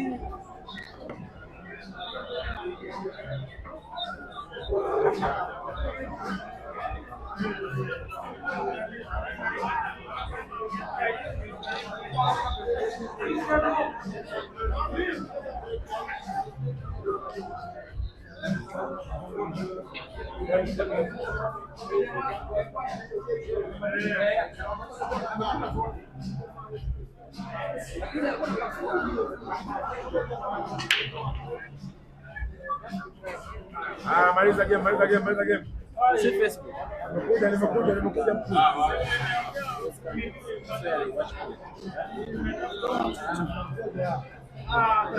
For them, like 90% of Facebook.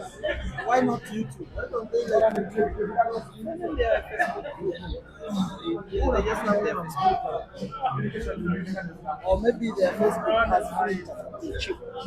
There are bundles where you buy a bundle, they give you free Facebook as long as you have bundles.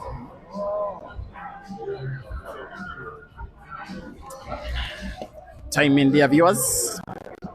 23 frames played. The lead of the Tanzanian Abdullah has been narrowed, and I have to say that Ishmael is worryingly close. This ongoing frame will give us an answer as to whether timeout for Abdullah was effective or not. Also, very easy to point out that after going for timeout, perhaps before going for timeout, Ishmael has changed his game plan. He has gone defensive, and Abdullah must match him in the defensive aspect of play.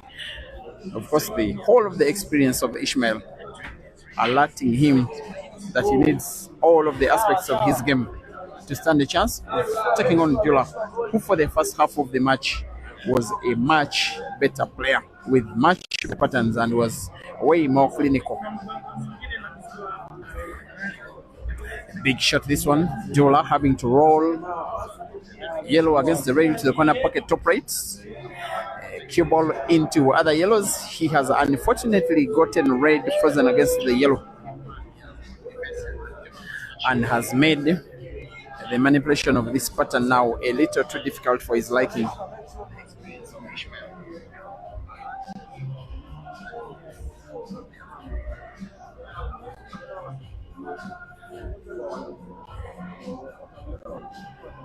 He's a little out of sorts. Of course, in full sight of just one of 3 yellows left on the table. Portable to the corner pocket. Top. All right, if you're watching from YouTube, but it's top right. If you're watching from Facebook, gets to play yellow into yellow and gets supported and gets to recover so well.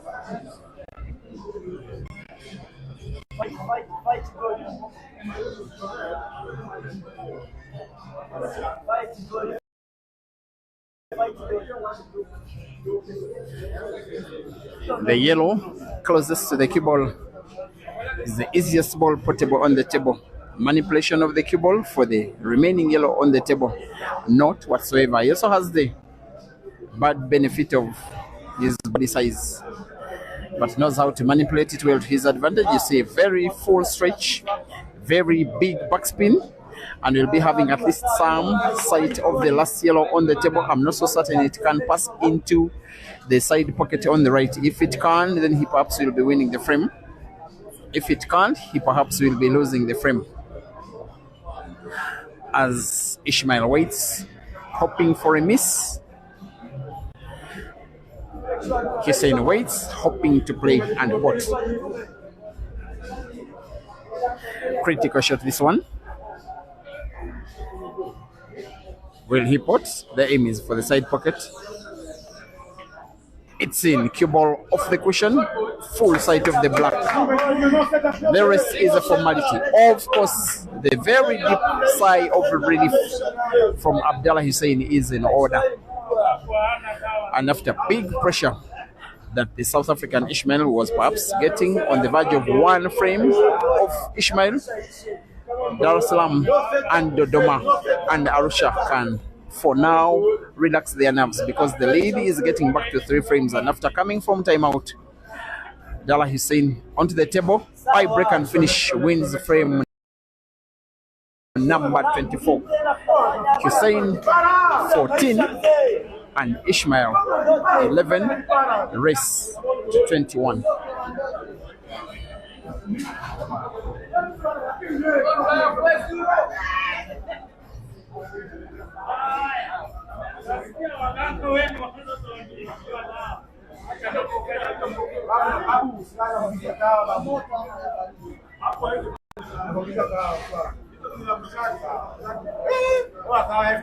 Dog City has just stepped into the venue, perhaps to watch the last bits of action in the match. Silvano Weru, former Kenyan international, we just call him SLV. Ibra Sejemba. All the snipers team that did travel, Joseph Kasozi, are all enjoying the match. And Abdullah must be as good as he was from the onset. Every time Ishmael now gets to break a frame, he just breaks it. Not to have a good split of the balls, he just aims not to foul. He knows that this Tanzanian guy can more than match him on the offensive side of the game, and Ishmael has clearly been winning majority of the frames that have been slow-paced and tactical.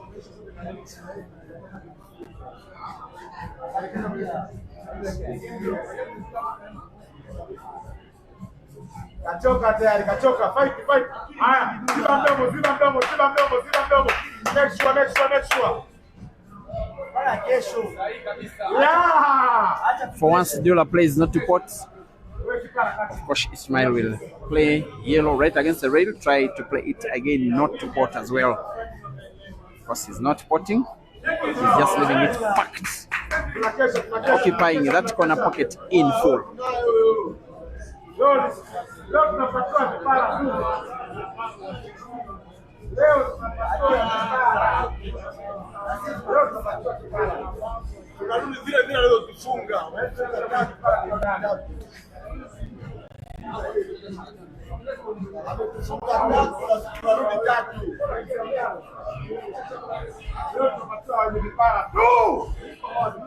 For Abdullah, he wants balls in as much space as possible. That is where he operates best. For Ishmael, he wants as little space as possible between balls. Another ball to be played into space. Ishmael stands up. Abdullah tells him, sit down, it's not your turn. Also communication between the players that red is also frozen against the cushion. Safety played by Abdullah. Ishmael responds to safety with another safety of his own.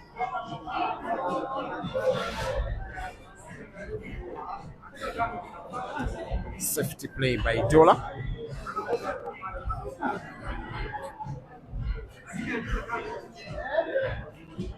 Even more safety play by Ishmael.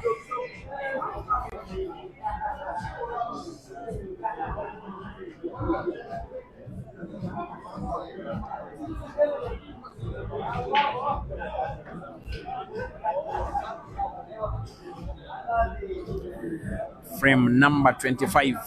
Upon us after this one, it will be 16 more. And of those, Abdullah will need to win 7.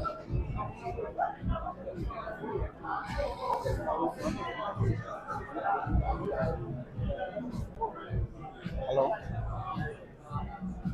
Yes, please.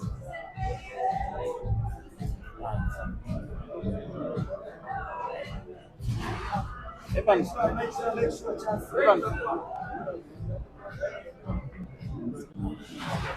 Just went to.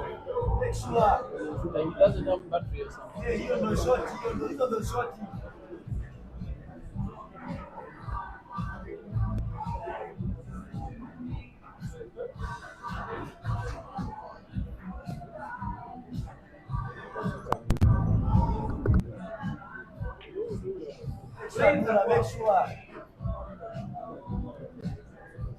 Gotcha. Yes, sir. I'm fine, sir. How are you? I'm here enjoying Mthethwa with Makwan.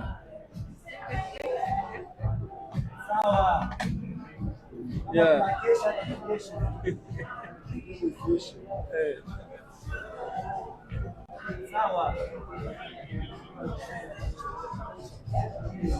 Yeah.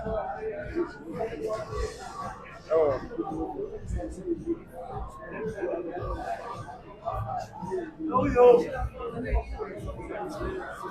Nice hearing from you.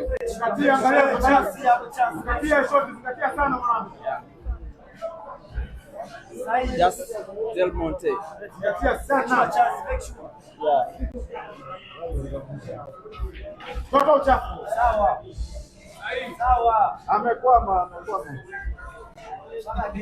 Thank you. Simba ni wangapi? All right. Amekwama. Yeah.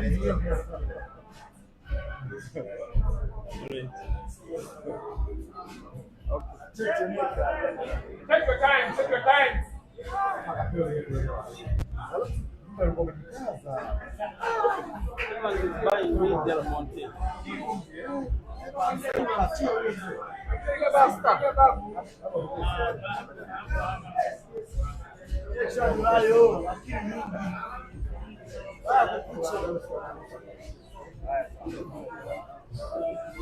Fight, hakuna haraka, fight.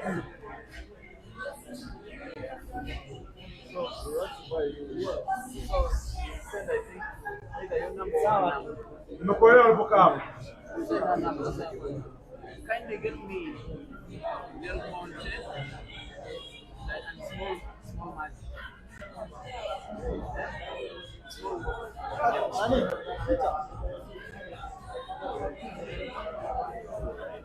Yeah, big one. It's okay. Yeah.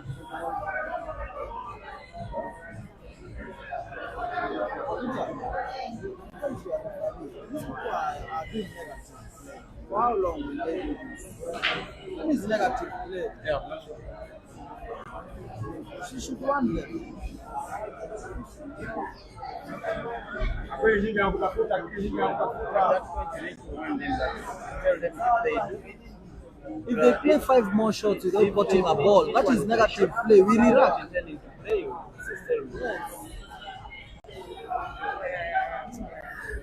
And dear viewers, looks like the umpire Julie will be having some communication to both players. Of course, it is negative play at play here. She has just told them if they do it thrice more, that is play with no intention to put, then she will be calling a stalemate. And now that Ishmael plays, I'm not so certain he intended to play. That one will be the umpire's call. Of the two players, the one that will not want the stalemate is of course Ish, because the yellows are positioned clearly better than the reds, irrespective of the fact that the reds are less on the table.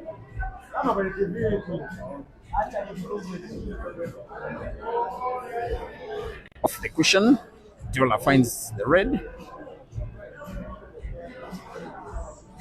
Of course, the reason why it is too much in quotes touch because of the position of a red that is right in front of Ishmael's yellow. Now there's a tempting shot where he can play yellow, packed at the corner pocket bottom left, with backspin with the right motion on the keyboard, play it into the red that is close to the yellow and play the yellow in space, just like that. I'm not so certain how effective it is. The shot lacked a little power. He needs to recover and needs it big.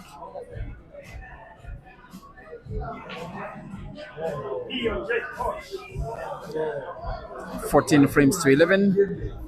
Abdullah Hussein leading against Ishmael Mthethwa, racing to 21 for 3,000 US dollars. And it has been very special listening from my friend, partner in crime, Evans Okacha.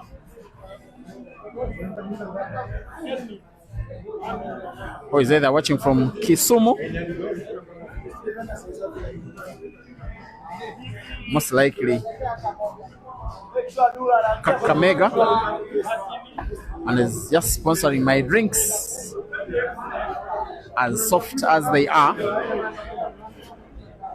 I just drink what Abdullah is saying drinks, nothing more.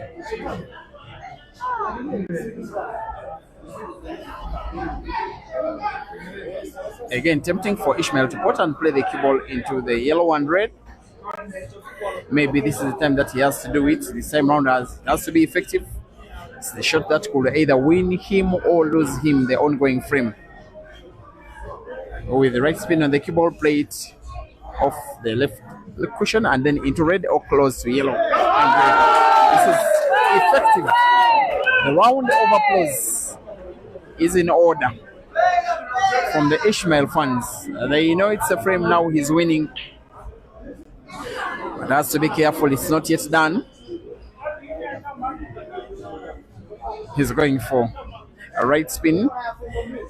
The cue ball off the top cushion, moving rightwards. As close can be to the black. This is top-notch cue ball manipulation skills from the South African team. Ishmael versus the black. To make it 12, to yet again come within 2 frames of Abdullah. To make it realistic, he could win this one and sinks the black and wins the frame. Ishmael 12, Abdullah Hussein 14.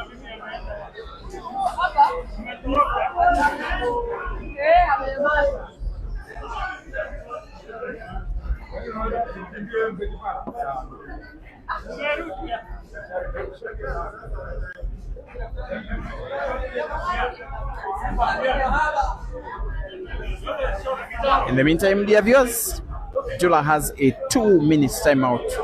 Their hope is that when the two players get back on table, we shall just go up to the end until someone gets to 21.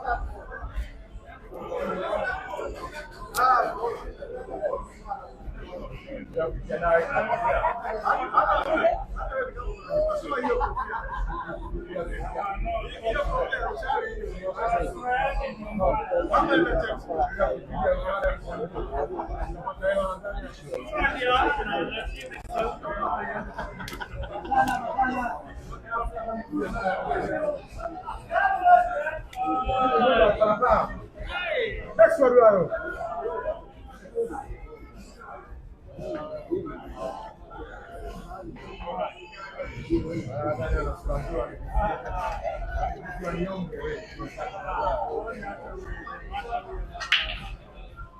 Ah, dondoke. Tayari nishamjua tayari.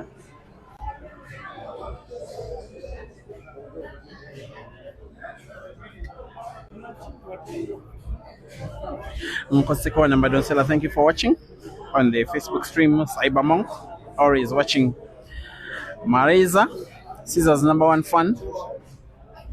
I believe we'll be supporting Ishmael, his countryman, in this one. That one is watching from Gauteng in South Africa. Thank you for watching, my friend. Pro French mechanic. He said that Ishmael has now improved a lot. Yes, the tactics are really working out and has every chance of winning, just as losing this one. Paul's Innocent Hatulale, thank you for watching as well. Most likely somewhere from South Africa. Definitely.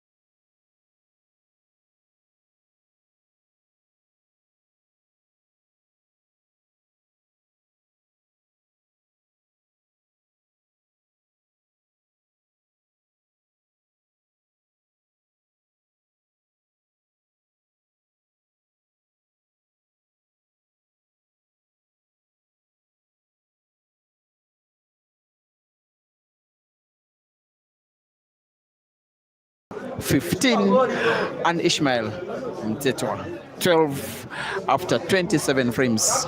Race to 21. Ish needing to win 9. Abdullah needing to win 6 out of the remaining 15. Perhaps 14 frames to go.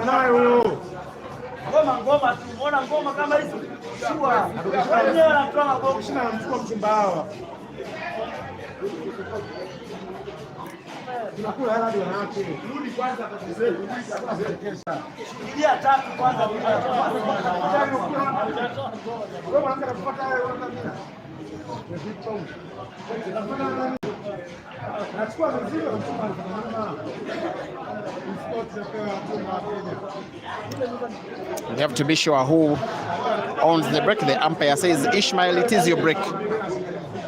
He will use as little power as possible. He will want the splits to be as little as possible. He's leaving the table open.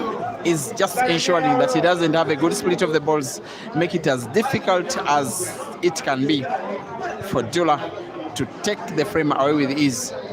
Of course, it is some kind of cowardice that I have to say.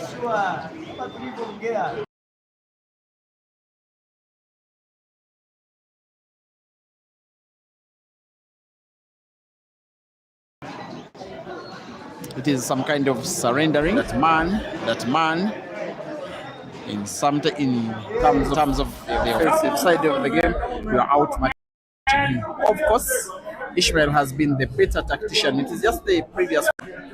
Bob Ndovu, thank you for watching. Not appreciating Ish's game plan. The game plan is tactic ahead of technique. He's playing a lot in the mind. He wants the frame to be as tight as possible, where he needs to outthink his opponent. He's trusting his brain more than his hands. It is that simple.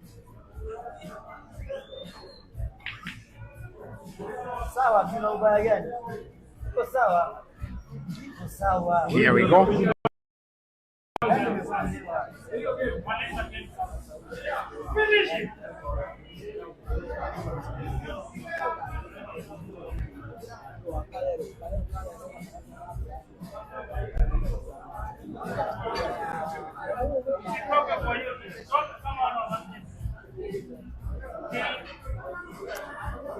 This is critical shooting here as Ishmael pots.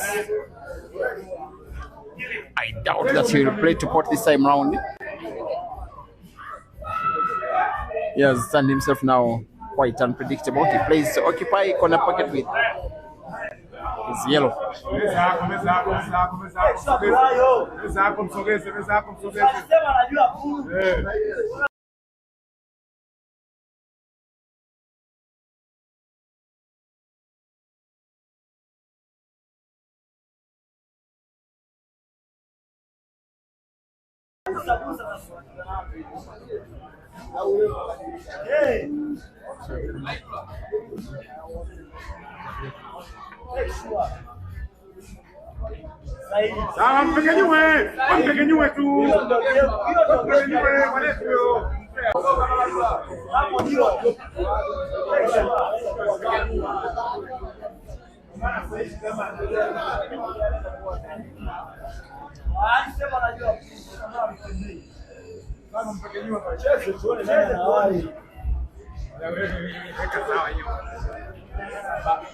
Our location, dear viewers, is JAMLOCK Sports Bar and Restaurant. You are watching a professional gambling match between Ishmael Mthethwa and Abdullah Hussein of Tanzania. Ish is South African.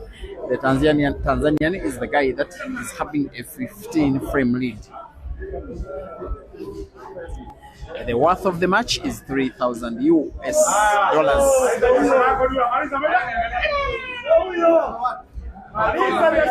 It can go either way. Abdullah needs to match exactly what Ishmael is doing.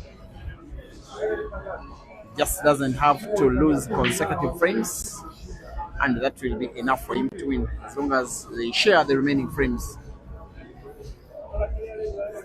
in a race where Ishmael has decided to change tactics, simply play defense throughout the course of action. As long as it is his break, he will no longer be splitting the balls very much. Of course, Abdullah will be worried of the yellow and red piled up together close to the black, which makes his own ball a dead ball.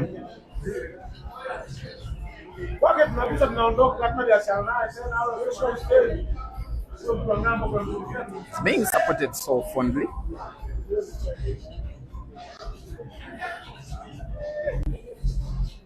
Because for the corner pocket, his intention was to play the cue ball into those yellows and black, which didn't exactly work out, but at least he has spotted a very good ball. And he couldn't go for this one, because if he puts red to the side pocket on the right, the red that is now in between the three that are rightwards is portable by connection to play red into red to the corner pocket bottom left. If he leaves it at an angle where he can open up another, then he can go for the frame. He's perhaps choosing even better, play two reds and put them to the side pocket on the right.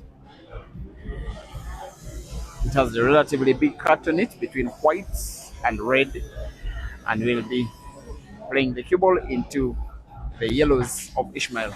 He puts the wrong ball in attempting to split up the frame. It was a little too unfortunate that the Tanzanian has spotted white, and the frame is now heavily poised in favor of the South African, who is playing yellow into red for a free shot with the aim to put red, which is parked at the corner pocket bottom.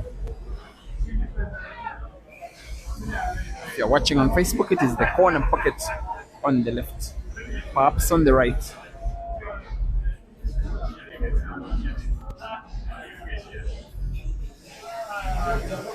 Just around the same time tomorrow, it will be Ishmael taking on Kasozi. Thereafter on Saturday and Sunday, it will be two rematches of both games that were happening, including this and tomorrow's. Even more reason for you to keep awake, to keep us company. The Tanzanian players traveled a very long distance. You can check on your map, distance between Dar es Salaam and Nairobi.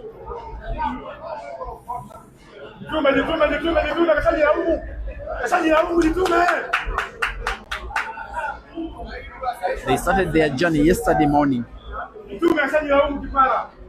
and only arrived in Nairobi this morning. It is that far. There has been a foul.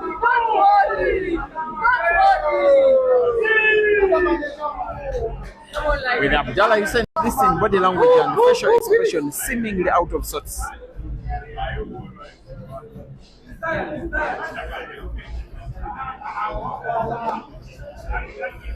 Another chance for Ishmael to win yet another frame.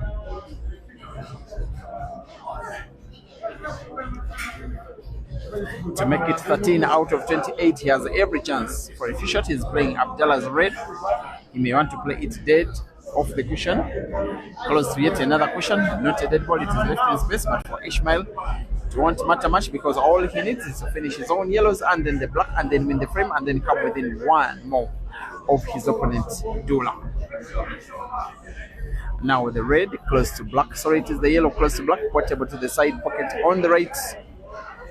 The cue ball to follow the yellow just a little, and the two yellows to be potted to the same corner pocket bottom left. It's perhaps the top left cushion. This one seems gone. Abdullah got a very, very big chance of winning the frame, a chance that he really misused, and he knows that Ishmael will not be letting him back on the table again. He will be potting black and will be recording a 13th, and this time round again Ishmael's tactics pay off in the battle it is Ish 13 and Abdullah 15.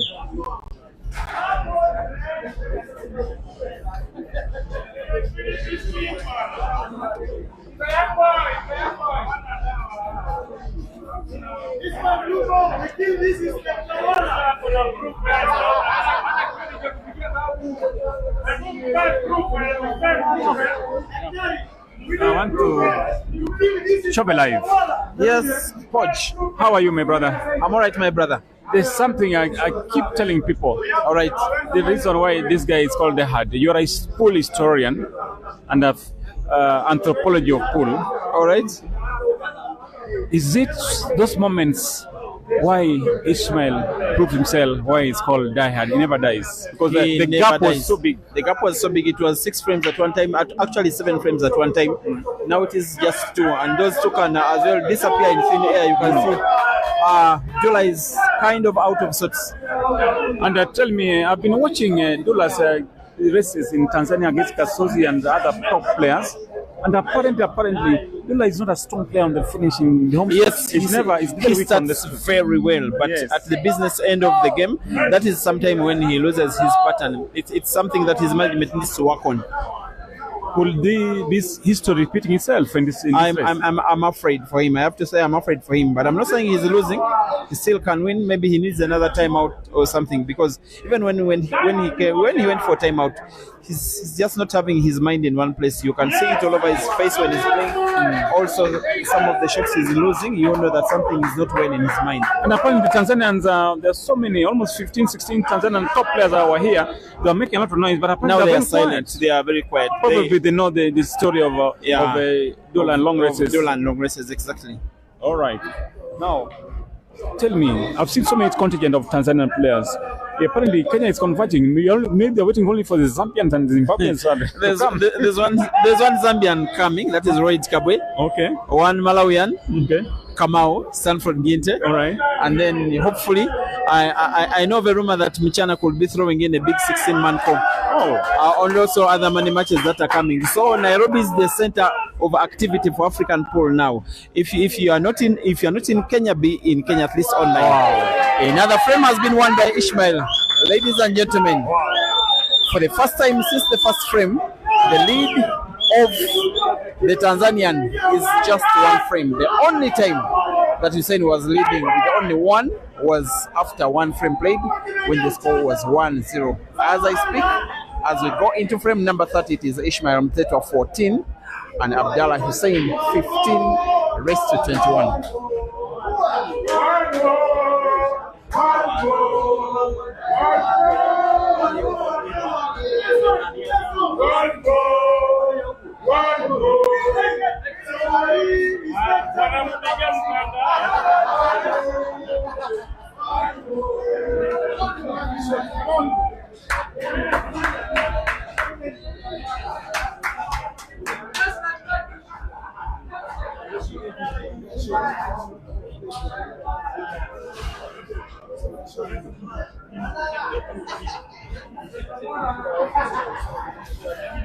On the YouTube stream, Adam Agaba is asking when Caesar is playing Ishmael. It will not be anytime soon because Caesar's management team could not get a flight. There is no. He went with the Egyptian Air, and the earliest flight that comes from China to Uganda, because they couldn't book a new flight. They could only change the date for their original flight, and the earliest flight from China, where Caesar currently is, was on the 28th.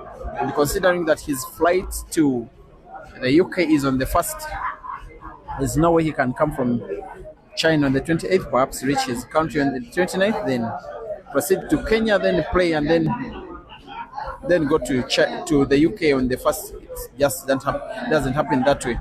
So the matches involving Caesar and Ishmael for now are off. But the two could face off later in the year. Who knows?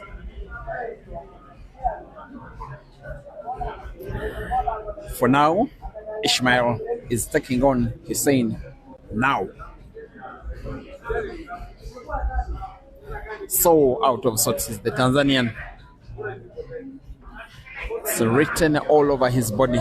Yes, I And if he doesn't win, this one will be a very painful defeat. And the other players want a piece of him, and notably the Ugandans, Ibra and Ian. They just said they've had too much of Ishmael. They are tired of facing the same guy, and they feel that it is very relieving that they now have other guys with whom they can have matches. And that is the Tanzanian contingent that also has Amadeus, Saif, Jackson, and Sami. Of course, as well as Dula.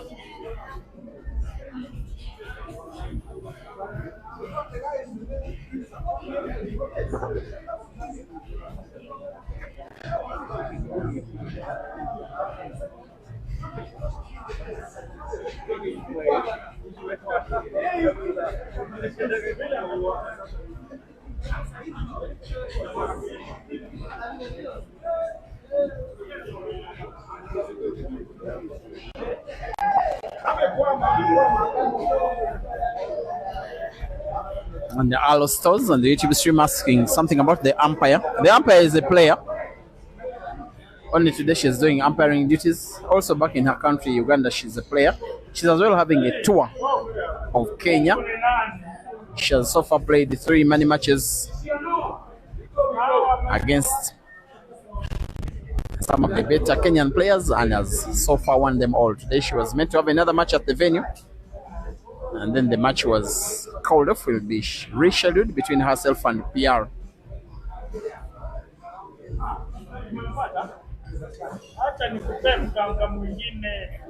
That's perhaps why she was chosen, because she does some officiation back at home, and of course she was free, and of course the benefit of neutrality, that neither is she South African nor is she Tanzanian.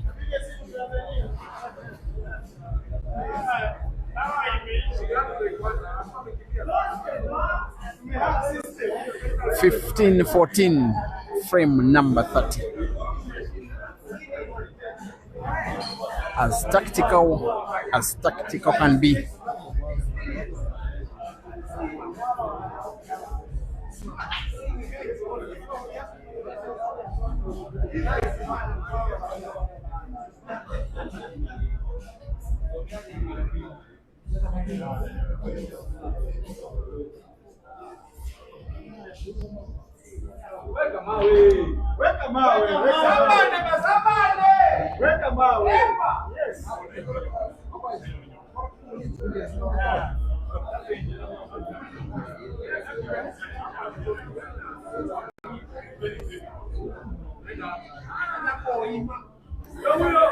Abdullah will have to match Ishmael's defense play, at least in this frame,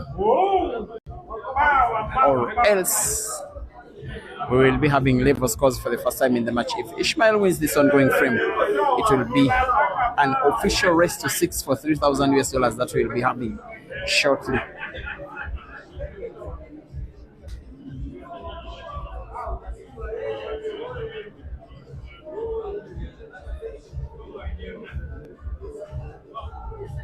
Judge Ndongo is asking if the umpire is single. The answer is no, she's not.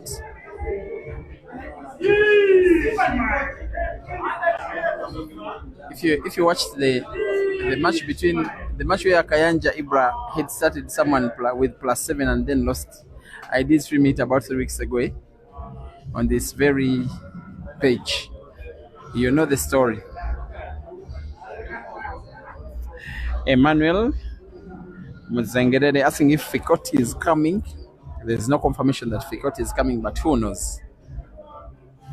He only wants confirmation of matches that has not yet been done. But if there is confirmation, he could come.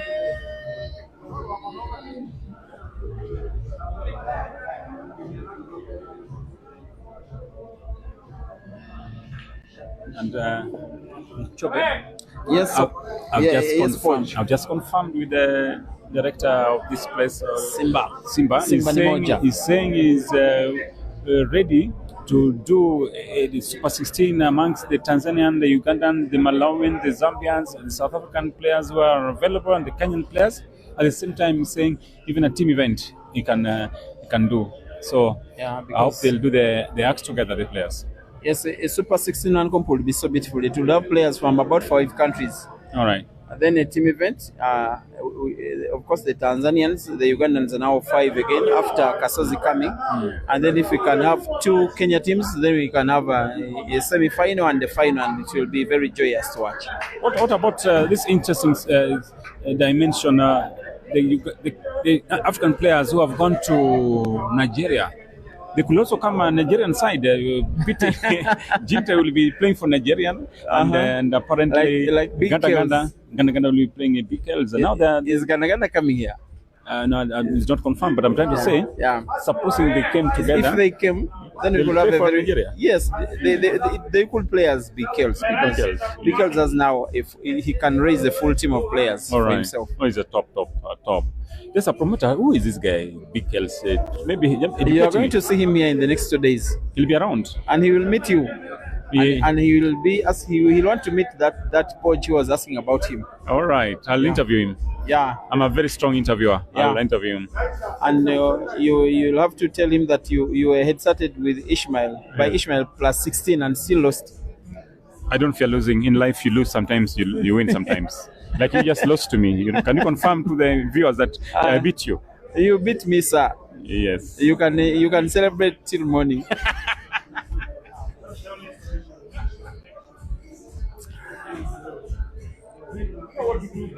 15-14 for understandable reasons. This is a very, very, very slow frame. Both of these guys love it so much. It is the one for Ishmael that will confirm his comeback complete because the scores will be level. For Hussein, he does not want Ishmael to be at level par with him.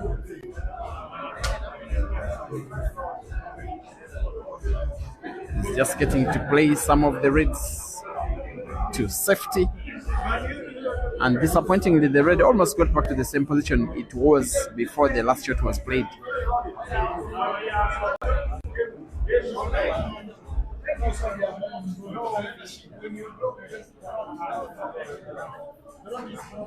Maybe at some point the umpire may as well come in to remind the players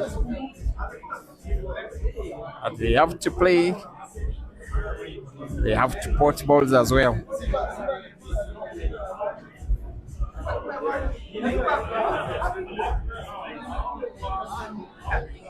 JAMLOCK Sports Bar and Restaurant, our venue. Ishmael, South Africa versus Abdullah, Tanzania, our opponents. 21, the rest, 3,000 US dollars the pots. 15-14 the current score.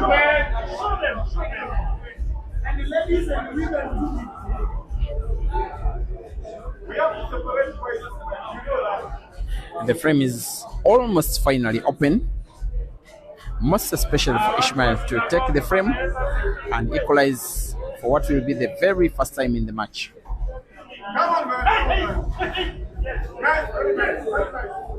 His positional play of the key ball can sometimes mean to be very worth looking at.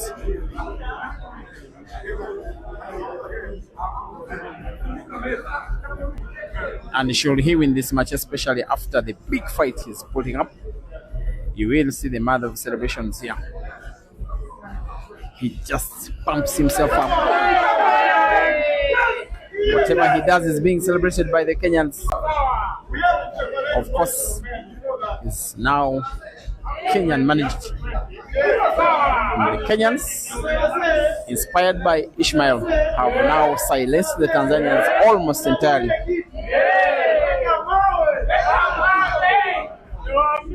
What he needs is to spot the yellow, avoid contact between white and red as it moves close to black. No contact between white and red, it may contact the pocket. Yes, it does. Maybe it could be a sign of destiny. And as far as where the match is headed, it was so close to being an equalizer for Ishmael. Now it is even closer to Abdullah Hussein having a 2-frame lead. He will want to play ready into red by connection. Put one red to the side pocket on the right, and with the back spinning of the cue ball, and misses. He's just out of sorts, but this time he just survives, while Ishmael has sight of the black. In a straight shot, it is not portable anywhere. Even the sharpest of cuts will not have it into the side pocket, but wants to play it off the right cushion. He almost did something very special, but it is not special enough. The chance, call it half a chance for Abdullah. He has to compose himself here. May want to pot, then play the cue ball into another red. He's just potted normally. At one point in the match, he needs the cue ball at the top end of the table, where the would be bird of the four reds is positioned now.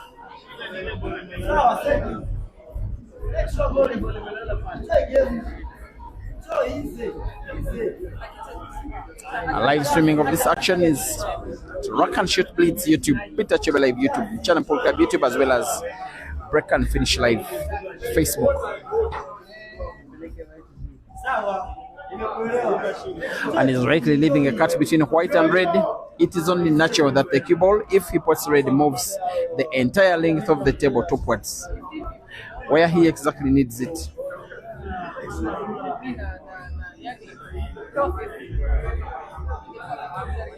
Here is the shot. Yes, he puts. White is played the entire length of the table. This will be okay. Just the Tanzanian fans will be celebrating this. This one will be some kind of confidence booster for Abdullah if he does get to win. It will be so devastating if he lost. If Ishmael had equalized now, if Ishmael needs to equalize, maybe it will be later in the match, because now Abdullah has the easiest spot of the black, which will assist him get to the magic figure 16, because after 16 he now needs to win 5 frames of play out of the remaining 12 to confirm victory. Abdullah Hussein 16, Ishmael Mthethwa 14, 2 minutes timeout. Hussein.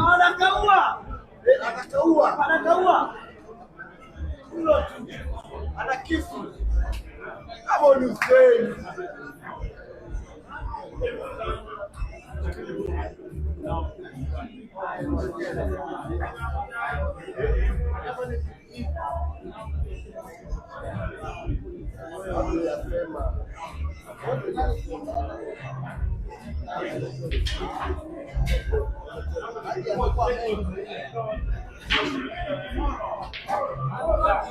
Come on, Julie.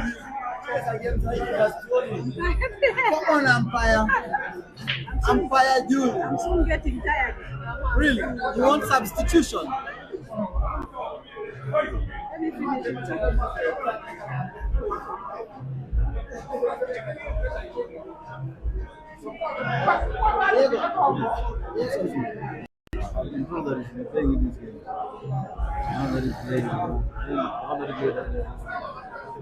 Oh, sorry that I don't play them. Which was a viewer? When I talked to the other guy who was sitting there, he told me it's on the house. Then I'll pay you after you wait. Not now. I don't have money here now. So that's why I've told you wait for the game to get here.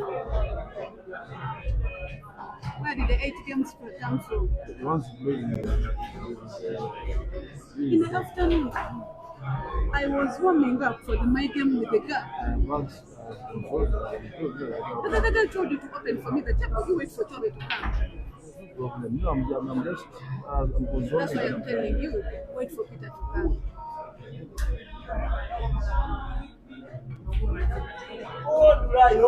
Iko sawa kabisa.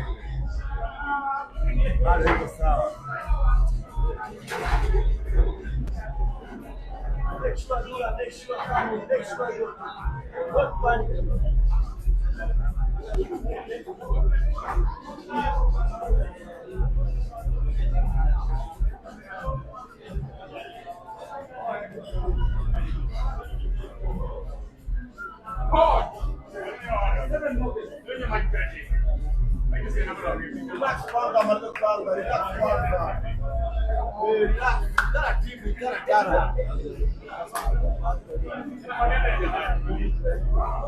10 to go, 10 frames. 11 at most.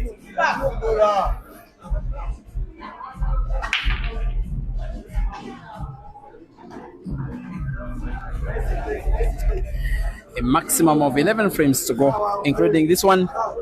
One thing you may quickly observe is the difference in breaking style of the players. Abdullah wanting the break to be as big as possible. Ishmael wanting the break to be as minimal as possible for him, as long as he doesn't foul, as long as there are two balls that cross. He wants a pile up of reds and yellows and black at the black spot as big as possible. We are seeing failure by Abdullah to close the table. We are seeing a chance by Ishmael to take another. It is one of those moments where the yellows are free, the table is opened, but the incoming player will never ever go for the yellows. Especially because of the yellow that is in front of three reds that occupy the area around the corner pocket bottom left.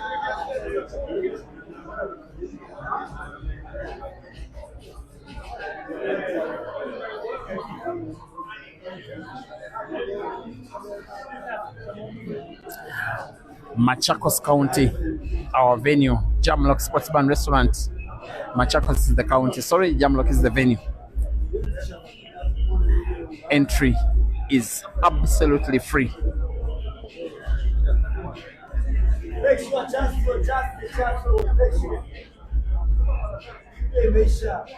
Action in Nairobi, I expect it to happen even busier than it has been for the last 2 weeks that has been on. This time it's going to be even busier because there are a lot more players. For the past 2 weeks, it has been someone playing against Ishmael. Today, from today and on, it is going to be different players against each other, against one another. 4 Ugandans, 5 Tanzanians, and then 1 South African diehard. Now this one should be big for Abdullah. Of course, he'll be playing the yellow that is rightward of the two, wanting to put it to the corner pocket bottom right, with top spin for the cue ball to follow the yellow all the way. He needs full sight of the will be remaining yellow on the table, the one that is in between 5 reds. Not only does he need to play the shot right, at one point he has to put that yellow, the dead yellow again.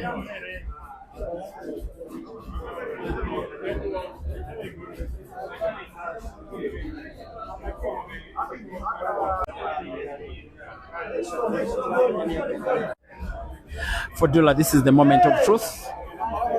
He needs to find a way of putting the remaining yellow on the table, either by bank or a sharp cut to the side pocket. Goes for the bank of 2 cushions, of another. How good?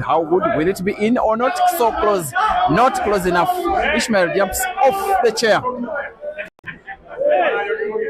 He knows it is now his frame to win or lose. He knows it is very crucial at this time to utilize each and every opportunity as it comes. Win a frame and another and another. He still needs to win 7 Ishmael, while his opponent needs to win 5 out of 11.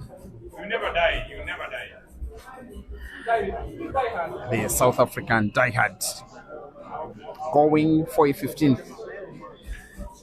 Oh no! He's conceding the frame.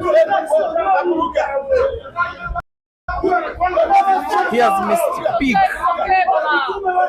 That one will be so disappointing to himself and his fans and South Africa and Zimbabwe. For Abdullah, that will be very joyous. Now start making himself once again the favorite for the victory, because he's just in need of 4 more out of 10 for the victory. It is Ishmael 14 and Hussein 17. Peter Chope. Yes, Hodge. Why did Ishmael start with that ball? That was so risky. Ishmael, that was a gift from him. It's a frame he should never have lost, and he gets to change his break, and he's breaking dry. The little benefit serving is that the cue ball is so close to the cushion. As a choice of shot, Abdullah may have to be tempted to play the yellow that is at the top end of the table on the right, portable to the corner pocket, top left, sorry, not top right. But still, on the last frame, Peter Chope, I'm so shocked. How did he play that? What was his choice? How did he choose that ball as a first ball? Because maybe he just did not give the shot enough time because it was there to be potted. It was not a difficult ball to pot. He just became complacent. But the position of the black ball, the pressure. Yeah, the pressure of the position of the black. Been a bit more cautious. Yeah, and the fact that he has charged this break, that moment has put him under too much pressure. And if Abdullah gets to win this, because these are the frames he has been winning from the onset of the match, he has been, in a sense, the better attacking player. He was able to establish a big lead from the start, and there have been very scary moments of Ishmael equalizing, but for most of the time, somehow, Abdullah has recovered. Now, apparently, one interesting factor in this race is Ishmael deploying his touch speciality. And it's worked for him because he pulled 3-4 frames because of touch. Do you think this is it's time to deploy that strength? Because Ishmael is very strong, one of the strongest players in Africa. And the tactical sense of the game, Abdullah is not even anywhere close. So this is the time for him to deploy that. Yes, it's now or never. It is his chance, because if you are taking on an opponent as good as Abdullah in offense, and he's having a frame of a lead of 3 frames, you don't want the frames to be open. You want the game to be as close as possible. Then you hope that you can outthink them, then beat them, pull one back, then another. Before you know, the opponent catches pressure, and can be anybody's game. But you're very right. But just as a historian, these two players, have they played against each other? In my memory, no. Unless I'm mistaken, I don't remember them facing off against each other in a money match. They just face off in team events where it's just one frame. One thing I know also, the rivalry between South Africa and Uganda is quite massive and big.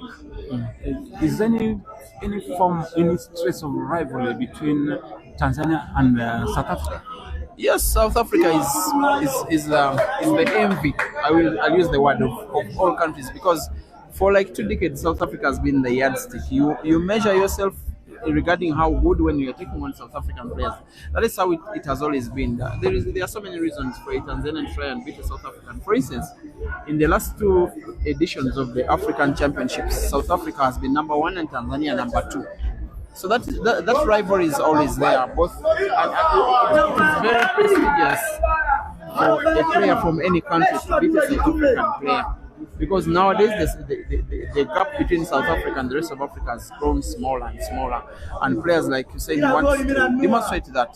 I can tell you, 10 years ago, it was very rare for any player anywhere in the continent to take on a South African player in a full race and try and beat him.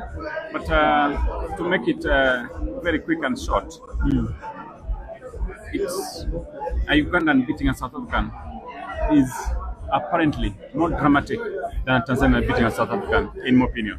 Most especially on social media, most of the buzz is between South Africans and Ugandans. That is for social media. And of course, the Ugandans and South Africans, it is more buzz on social media. That's always true. Yeah. All right. Yeah. Back to this table, I think Ishmael has a chance. Ishmael has a big chance to pull this one up, because with his quality, all those red balls are going in. Of course, if he's to stand any chance of winning this match, chances like this one, he has to utilize them. And perhaps, yes, he's utilizing this one. Perhaps, yes, he's going to make it 15. He needs all the composure. Of course, he has the composure. He has all the skill, has all the class, and more importantly, has better temperament than his opponent. He will be having the belief that, yes, this one he can win, that he can take down Hussein. He can bring himself back within 2 frames, can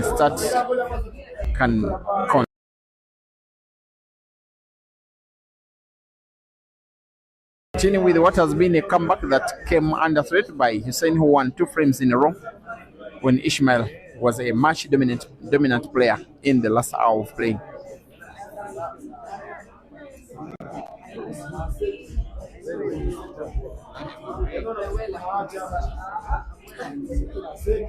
He has a red portable to the side pocket on the right. All the other reds are in pretty good space. Same applies to the black. Abdullah can only wait. Times like this, you need to just play one shot at a time. You don't need to do fancy shots. You just have to play one shot at a time. Play the most effective shot that gives you the best chance of winning the frame. Because both sides make mistakes in these scenarios. But if you are left with so many balls and your balls are disoriented, the other person will take advantage and punish you. So this is the time, Ishmael, to just play one shot at a time. One at a time. Pot one, get it in just like that. Another shot to be played with pretty much the same exact skill. This time potting to the side pocket on the left. Again, a little backspin. Just like that. He may as well need another shot of similar quality. Put the last red on the table to the corner pocket, bottom left, with again a little backspin. Come on, man. As he's cheered by the Kenyans. The fight for him is about the money. For Abdullah, it's about beating Ish, most especially that Ish is South African. I was just telling, initially I was telling the viewers and the spectators, I was telling them, oh, how about that? But still not very easy. Do you think he'll bank it? Yeah, he will go for the bank. Of course, the bank is both offense and defense. Because after the cue ball is played into the side pocket, it bounces off the two top cushions, then move bottomwards. Even if he doesn't put the black, he will not give the cue ball away. Oh. But he does put the black. He does win the frame. He does pull one back. Ish 15 and Abdullah 17.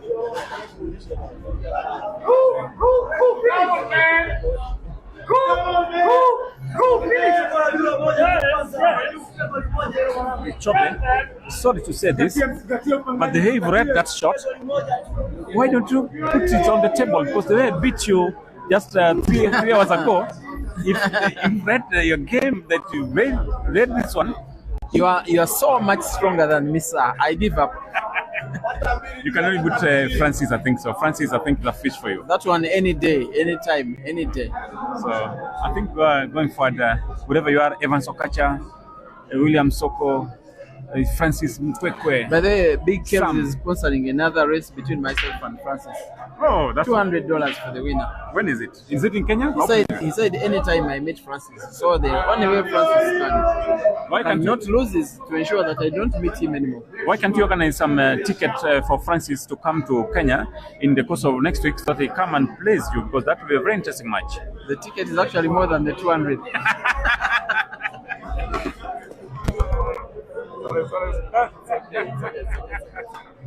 Oh no.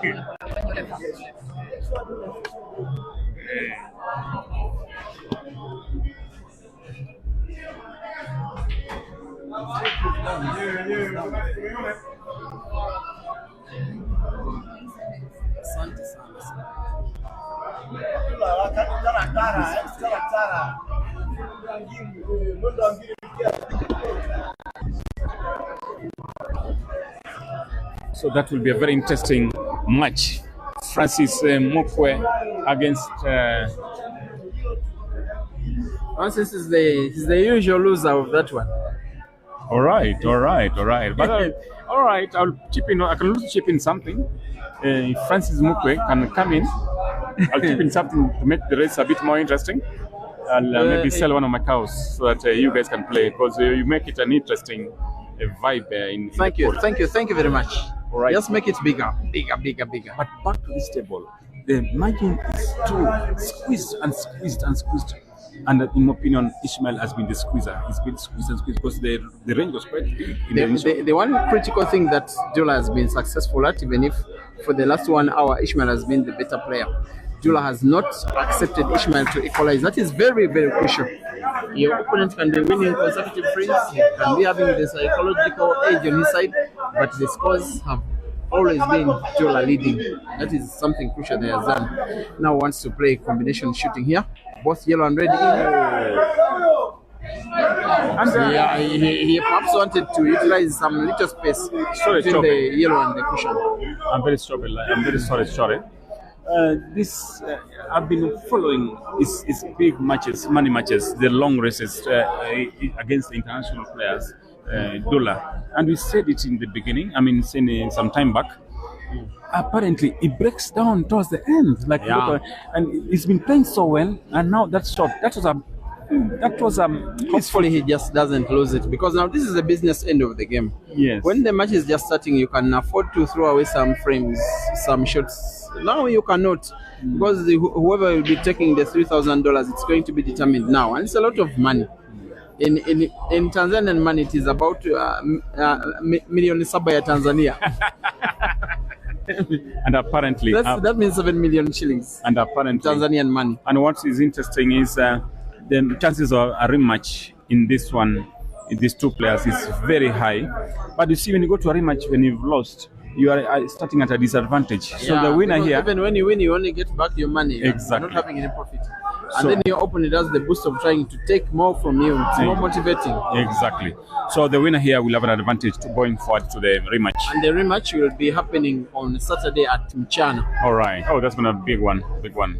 Yeah. We shall be And there. then tomorrow, Ishmael and Kasozi here. That will be a crack and a half. Then Crack. Kasozi versus Ishmael rematch at Mchana on Sunday. All right. Wow. So we are Too much pull. we are covered. We are okay. Too much pull.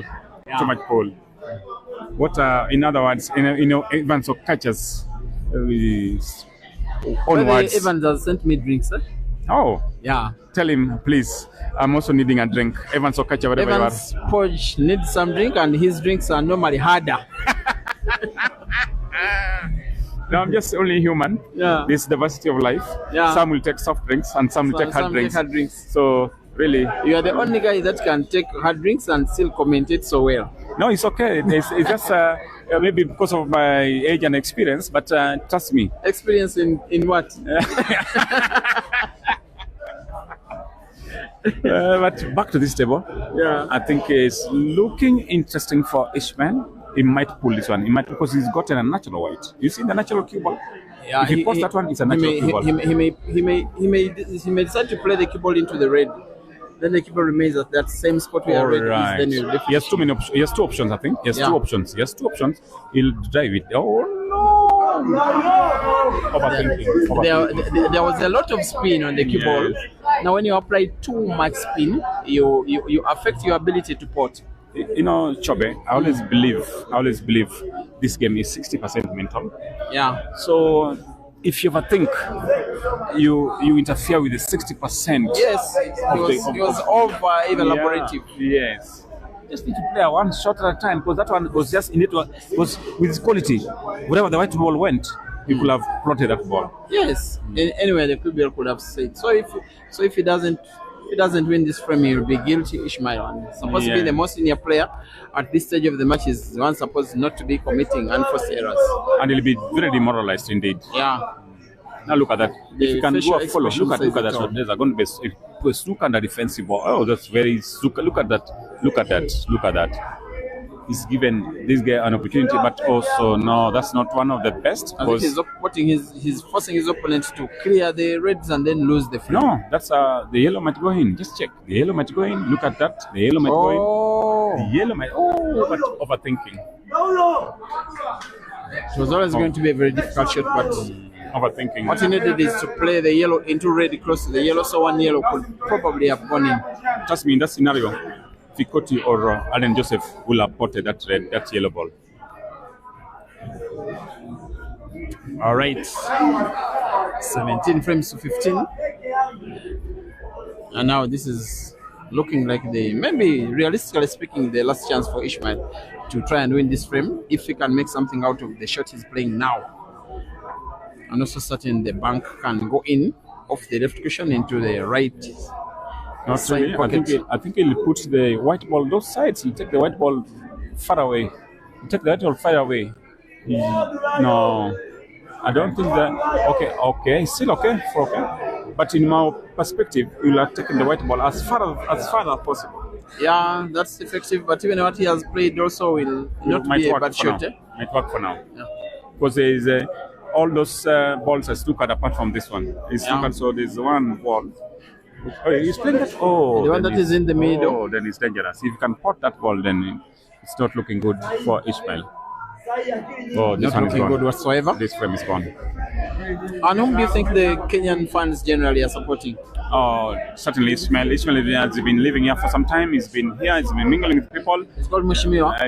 We call him Karanja. He's called himself Karanja now. Ishmael Karanja Mthethwa. The Kenyans will love Ishmael to win. The Kenyans. He's been here for some time. He's a lovable guy. He's very friendly. Yes, he's very vibrant. Yeah, very vibrant. He's and the one guy I like to see when he wins. yes, Because and Kenyans love him a lot. Kenyans love him a lot. Yes, the same way Kenyans love you.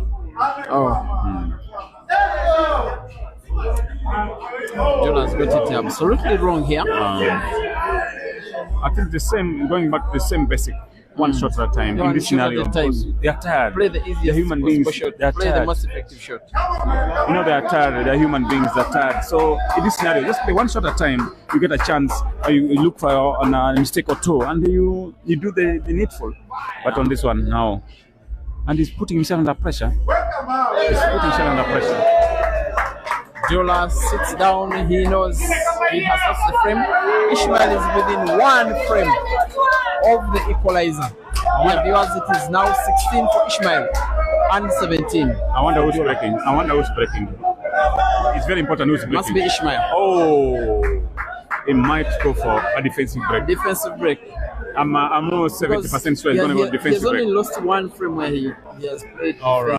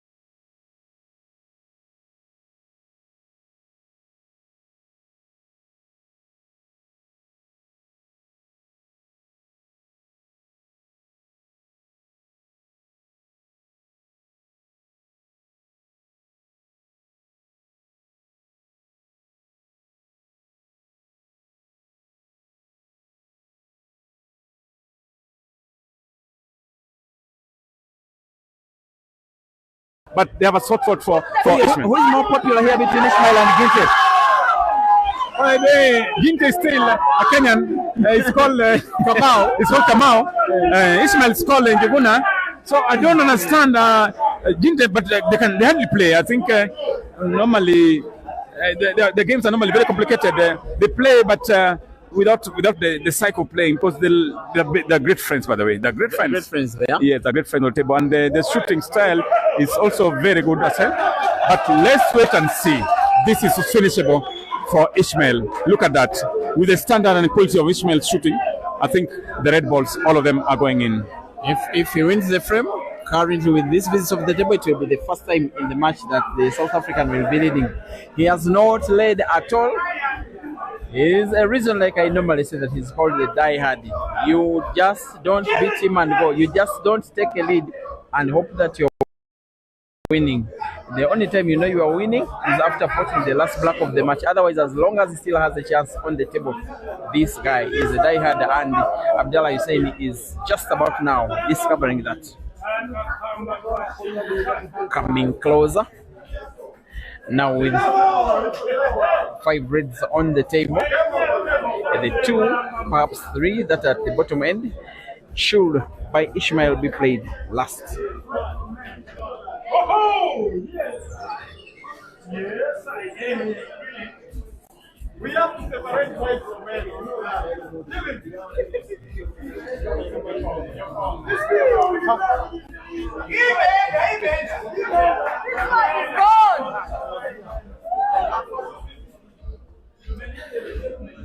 This one will be critical.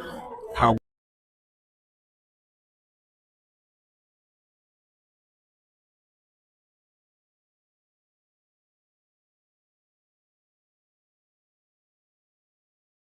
will be? He drags it.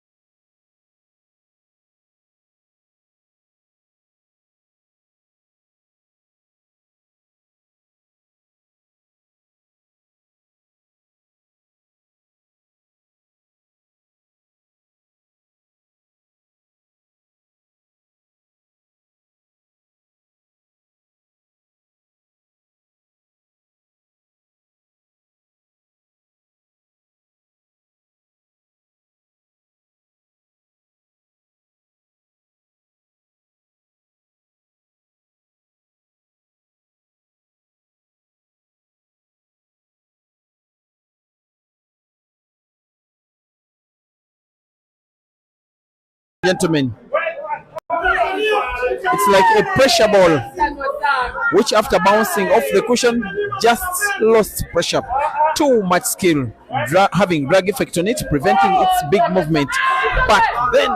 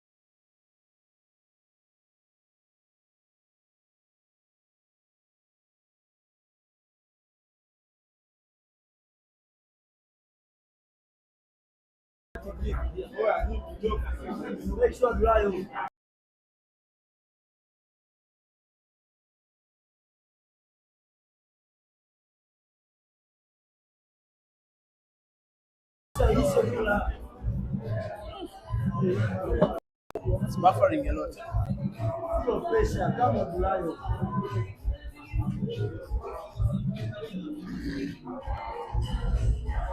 Okay, connect to your technical.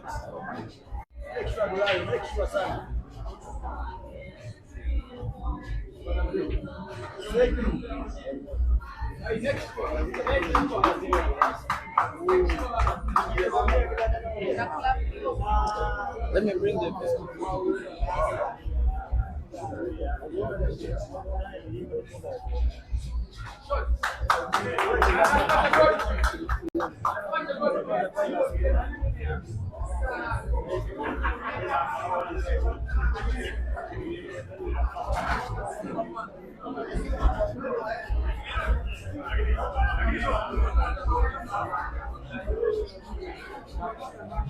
Facebook may have fixed the JAMLOCK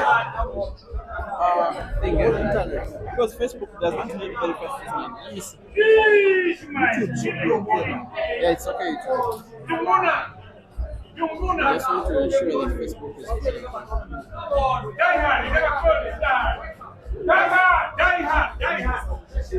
Yeah, you never die. You never die. You never die. And when you die, you wake up again.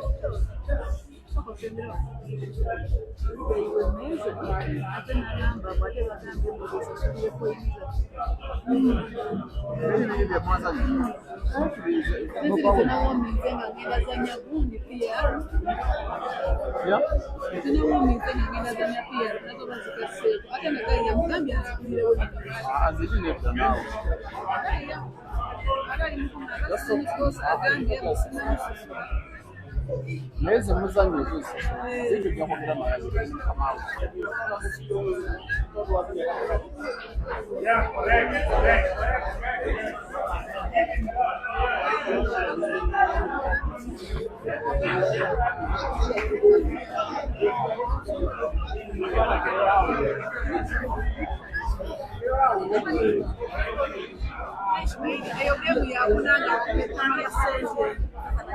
Ora banga yasakozanya nebe bisombo. I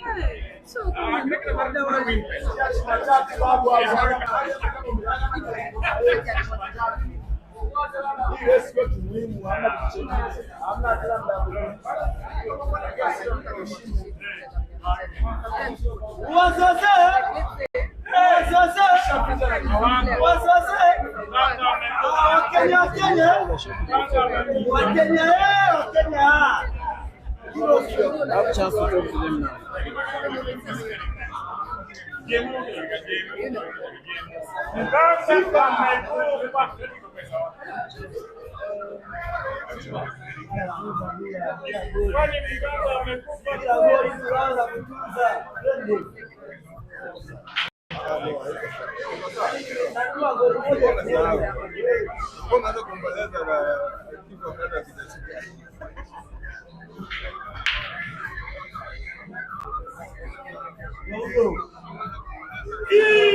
Very nice.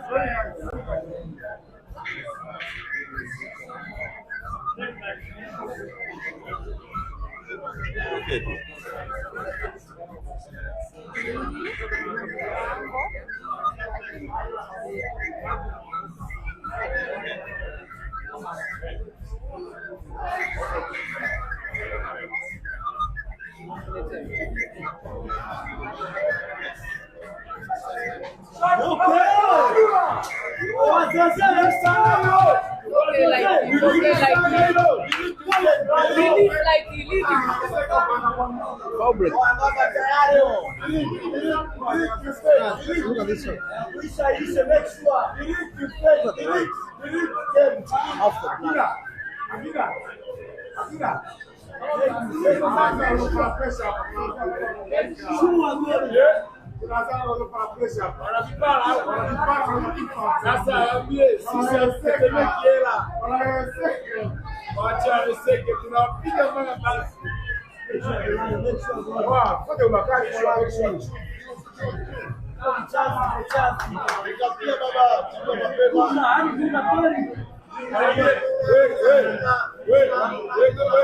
Ongera kwa Kiingereza ambie sisi ni Watanzania. Ongera kwa Kiingereza. No, what do you mean? What do you talk about? No, I'm not understanding it. Amekwama. I said hi to people and you was watching. I felt good.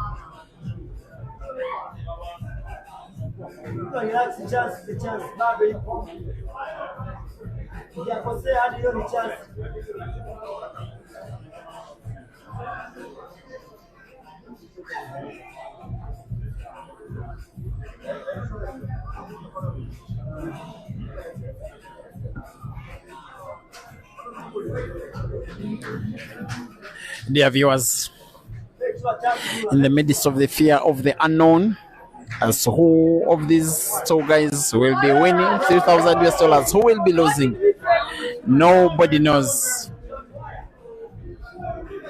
Otherwise, a maximum of 6 frames, that is at very maximum. I believe in the next 30 minutes we shall be having a winner.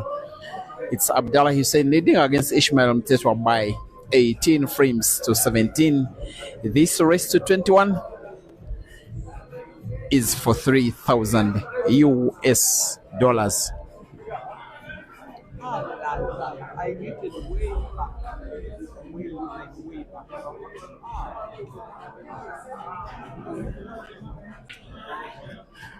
For those that have been having issues in the audio, please accept our apologies. Otherwise, we are having a race to 21 between Ishmael Mthethwa of South Africa and Abdullah Hussein of Tanzania, racing to 21 for 3,000 US dollars. Amidst the fear of not knowing what is happening next, amidst a match that has been having a lot of unforced errors, but also lots of clearances, lots of drama, lots of very good breaks and very bad breaks, and defensive breaks and offensive breaks, and everything that there is to happen in a match of this magnitude. South Africa's Ish has a chance to equalize for yet another time. Only once have the scores been level, when it was perhaps 15 frames, 16 frames all. But it's going to be level scores again. You get a feeling the die-hard will want to put yellow to the corner pocket top right, then black to the corner pocket side right for what will be his equalizing frame. Backspin moves the keyboard leftwards, just like that. Couldn't have been played it any better than that. Everybody knows, including Abdullah himself, that this frame is won by Ishmael. The majority of the crowd are an Ishmael crowd. 36 frames played, Ishmael 18, Abdullah Hussein 18. Race to 21, 5 frames to go.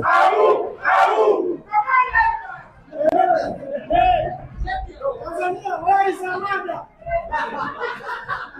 Who is Amanda?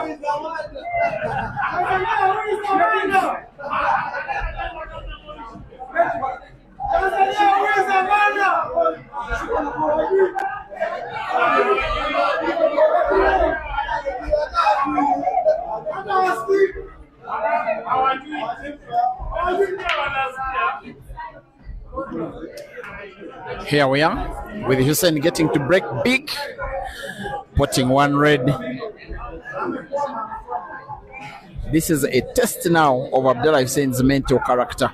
Of course, I want to believe that his team that are snipers have always been cancelling him.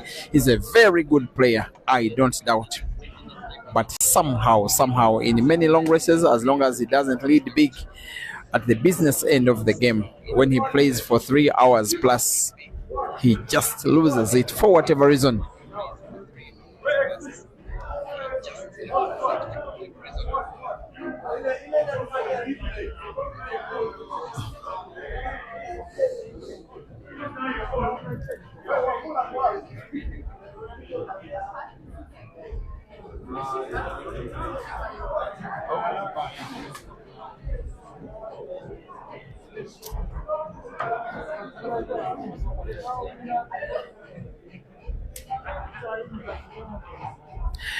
And the table remains open.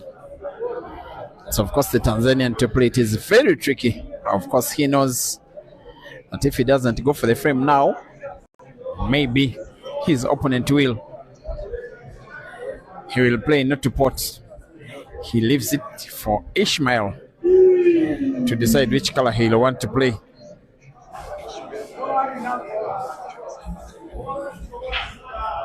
Which color do you think he may have to go with, Poj? Red balls looks very nice. I think he'll go for the red balls, but only if he's sure of one pot. If he's sure, but I think Ishmael will try to hold it a little bit for just one more time. There's going to be another frame that could take the whole night. About 2 frames have been played. Very slow, maybe 3, maybe 4 actually, quite more. But we said it severally in this session. We said it severally that in these touch scenarios, Ishmael is one of the strongest players. He's in his own league here. Yeah, this one is like. Which other touch players in Africa do you know that are masters of the touch game? Must be a Zambian or a Zimbabwean.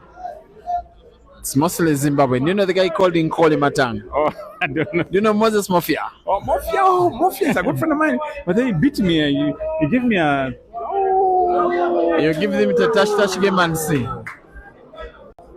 What do you think? Yes, just close the table. He's playing yellows and can go for this one. It's a bit tricky, but yes, he can. He can. He surely can. Yes, he has to make sure. He has to make sure because the red balls are also finishable. So any mistake will be a disaster for the young Tanzanian.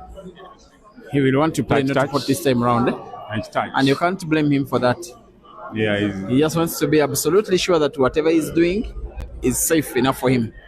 If this is touch scenario, and this is specialty of Ishmael, if you can pull this one, then certainly I can call the race. You can call the race for Ish if he wins this ongoing frame. Actually, if he wins this frame, it will be the first time in the match that the South African will be in the lead. 18 frames apiece, a race to 21. That makes it a race to 3. And the reason why I'm calling it because now Hussein has pulled Ish to his speciality. So let's test whether he still remembers his speciality. Let's wait and see because this is Ishmael's playground any day.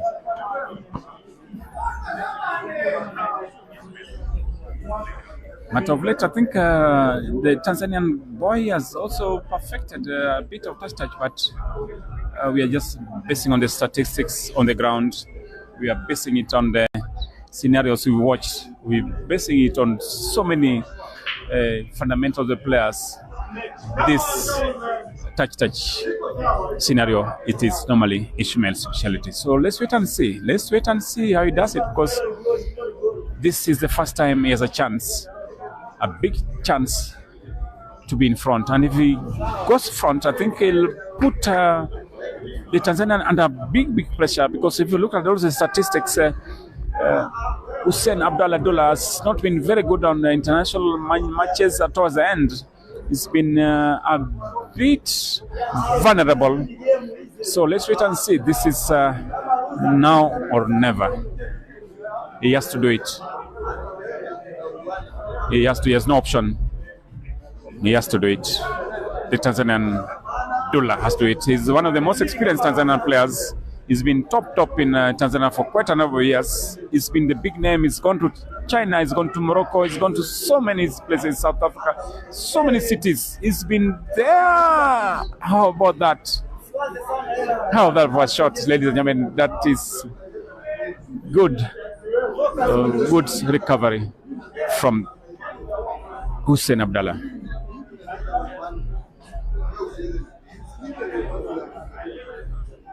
Ishmael is ringing the table. I think he's snookered. He just need to touch any of the red balls. Just touching will be enough. Because even those yellow balls, I doubt whether they're finishable. He just need to touch. He just need to touch. Yes. And he's done it so well. In my opinion, he's done it very well. Another touch from. Another touch. Oh, this is interesting. Chopping. Don't you think Ishmael can go for this ball now? Because he can go and connect that red ball towards the down pocket and then just go for the finish. It's not possible. The red is almost touching the yellow. You almost produce something special here, but it's a frame where, because of the situation at the corner pocket bottom right, I just have a feeling that Abdullah has somewhat a slight advantage. What Ishmael has in his favor is his mental strength at the end of such long races. I said it. This is the tough of Ishmael over the years. And I want to tell you, if Ishmael pull this one, don't blame me. I'm not a prophet, but I'll call it for Ishmael. If you can pull this frame, If he can win this frame, of course he will be leading for the first time in the match. Not about leading, yeah, but now he'll be in the right frame of mind. Yeah, and Abdullah will be very disappointed in himself, most especially that sometimes his opportunities have been misused. On another day, he could already have won this race anyway. 18-18, dear viewers. Please keep us company for the next maybe 20 to 25 minutes. We shall clearly have a winner of this one. And tomorrow, it's going to be even more action. Either equally exciting, if not more, between Ish and Kasozi. Chope, there's been a silent voice just next to us here. He's a good player, he's a live streamer, and he's a wonderful player. Jesse Mora, just give us your opinion. Jesse Mora is a very, very important figure in the Kenyan game. A streamer, a commentator, someone whom I look forward to in lots of the stuff I do, most especially here in Kenya. Please say something to the viewers. That is Break and Finish, Mchana Pool Club, Rock and Shoot, everywhere. We are streaming to perhaps more than 2,000 people. Just say something. Anything that you want to say, you fully deserve it, sir. Good morning, ladies and gentlemen. Already morning. We are already in the morning of Friday. Yeah. So you should be talking about later tonight is where we shall be seeing Kasozi against Ishmael. What I can say is that I am very delighted to have lots of action coming from Kenya. It is Kenya is now the center of attraction. Well, it has suddenly become the center of attraction due to efforts made by a few individuals. Yeah. Most notably James Odede of JAMLOCK Pool Club. All right, very important to note. Also, another guy who is also very instrumental in the efforts is JNM of Mchana Pool Club. People just know him as chairman. JNM, yeah. Chairman. Yeah. Those and also we cannot take it away from everyone else, even the players themselves who have helped in making or rather elevating Kenya to the level at which it is right now. So mine is just to thank everyone, the fans, the players, the sponsors, everyone who has put some effort to see the game of pool growing in Kenya. Big up to you and continue enjoying and supporting the game.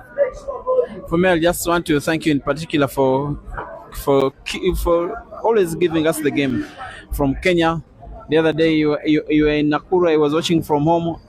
The other day we were in Mombasa. And Nairobi is so big, you move all around the place just to ensure that that whatever good stuff that the players don't table, you always give it to us and in real time. I cannot thank you enough, Jesse. Thank you so much, Shobe. Also, another thing you need to notice that in Kenya we have very quality tables. Yeah. And I've just seen someone in the comment section saying that in Kenya you only need to give the specs of the table you want to play on, and it is purchased immediately. Yeah. Big up to JAMLOCK for having purchased the Optima black ball tables just to satisfy the players' demands that they were not comfortable playing at JAMLOCK because of the tables. These guys are playing on quality. Very nice. So, and it looks brand new. I hope I'm right. Sure it is. And that goes without saying that the dedication is paramount. The efforts, the love for the game, it is evident in all aspects of the game in Kenya. And in a way, it's also being reflected in the Kenyan national team. That is both ladies and men. For me, those two teams, the ladies and men, they are the most improved teams on the African continent, generally speaking. Sure indeed. And dear viewers, we are having at the right end of the match, the Tanzanian on the verge of taking frame number 37 away to himself, wanting to put black to the side pocket on the right. He has to take a very deep breath, of course. Confidence, not exactly on his side because he's not leading for what is the very first time since the start of action. he gets to have a very big fight of a frame and has won the fight of the frame, at least of that frame. He's raising his hands in the air in content of what he has just done. Even the Tanzanian fans, like you can hear, they are telling him that you can win the 2 more frames that you need to take the victory to Dar es Salaam. It is Ishmael Mthethwa, guys, on 18, and Abdullah Hussein on 19 in a race to 21. Watanzania mwekeni pesa. Yeye anakula hii kitu. Mweke pesa. Au mweke mawe. Kenya tunasema weka mawe.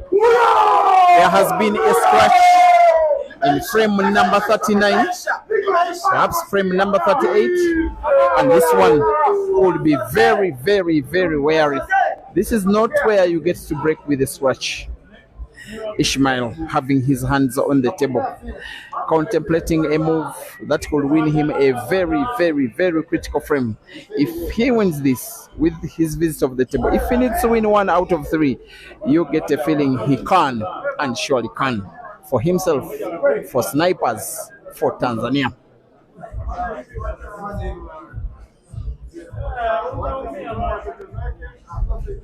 That was unfortunate indeed. Just when he needed the break. Just when he needed the break right. Oh, the gods decided otherwise. The pool gods decided otherwise. But that was unfortunate indeed for Ishmael's perspective. And I want to believe that although Hussein has played so many matches in Tanzania, he has taken on the likes of Jerry, has taken on the likes of Caesar, has taken on fellow Tanzanians, and then players from Zambia, because of the influx of Zambian players into Tanzania. But if he wins this race, in my opinion, it will be the most special victory of them all. He's not in the Ishmael, sorry, Hussein, because he's not in the comfort of home. He's taking on a South African. He has not defeated the South African. He has lost to Uganda, I believe, twice when Jerry was in Tanzania about 3 years ago. He also lost to the likes of Caesar. So he has gotten some good results against Tanzanian players, especially. He has 1 victory against Kelvin. Against Zambian players. 1 victory against Kelvin and 1 victory against Lloyd, which is just a few days ago. But this one, should he win, will be more special than all of them. Because of the fight, both for the fight that Ishmael has put up, and which fight in that case Hussein will have stopped somewhere in the match. And of course for the fact that all the other races were either for $1,000 or $2,000 put. Now it is $3,000 US. Real money. Those guys gave that money to me to be rich for just 4 hours. It's Chobe Live. One thing I want to give an accolade to this Tanzanian Hussein, Abdullah, is his resilience. He never gives up. This guy is the type of person. He has played. I've watched him play so many matches. You beat him, he appeals. You beat him, he appeals until one day he accomplishes. It's commendable in terms of a fighter. He's a fighter. He's an example of fighting. He's tailor-made for this kind of game. Exactly. Not exactly the tournaments where they just beat you race to 7 and you're done. No, he never runs away. He's tailor-made for this kind of thing. I've never seen him running away. And I'm telling you, even if he's not programmed to play today, but if someone wants another game after this, he'll play them a game. It's that time. But interestingly, Dahad is also the type of person who can play 3 races, 4 races in a night. Dahad can play till sunrise. No, those are they're made of steel. Yeah, they're made of steel. But back to this table. What is the scenario here? I think Ishmael slight advantage. Ishmael has a slight advantage with the yellow balls. A slight advantage. Just a slight advantage. Not really big, but a slight advantage. Now that was good defense. What you're having is 2 corner pockets, one occupied by yellow, one occupied by red. So we'll manipulate the situation in their favor. We'll be taking the victory of the frame, but it's a very crucial frame. This one, as crucial as the last. If Ishmael doesn't win this, for me, I will call it. Yes, you'll also call it. And I agree with you very much, and I think Ishmael knows, with experience, he knows it is now or never. Now or never. He must win this frame. He has fought so hard to let go of the match at this point. And technically, in this frame, it should do it. It should do it because even for the viewers, it will be interesting to do a decider. They fought very well. Yeah. They would love to see it a decider. Imagine all these people watching the live streams and it started at 8, just after 8 p.m. Oh, look at that! He's giving him a chance. Now he's going to do a holding shot. Just there, that's a shot he do. You just need to touch that ball, or what do you think I'm gonna do? I'll touch the yellow ball next to the red ball down there. Just to confuse the player a little bit, the opponent a little bit, and then coming down. I've got the red balls are not looking good. Yeah, he has to hold it because these red balls down these sides are all potable and they're looking very good. So he has to hold it a little bit. He has to hold it. He's taking all the time in the world. He has to just make one. He knows that even the decision making can be very critical because he can no longer afford to give this frame away. There's no option like for one frame that is worth $3,000 US. So sincerely, if Hussein wins it, then Ishmael having to win 3 frames in a row, that will not be easy whatsoever.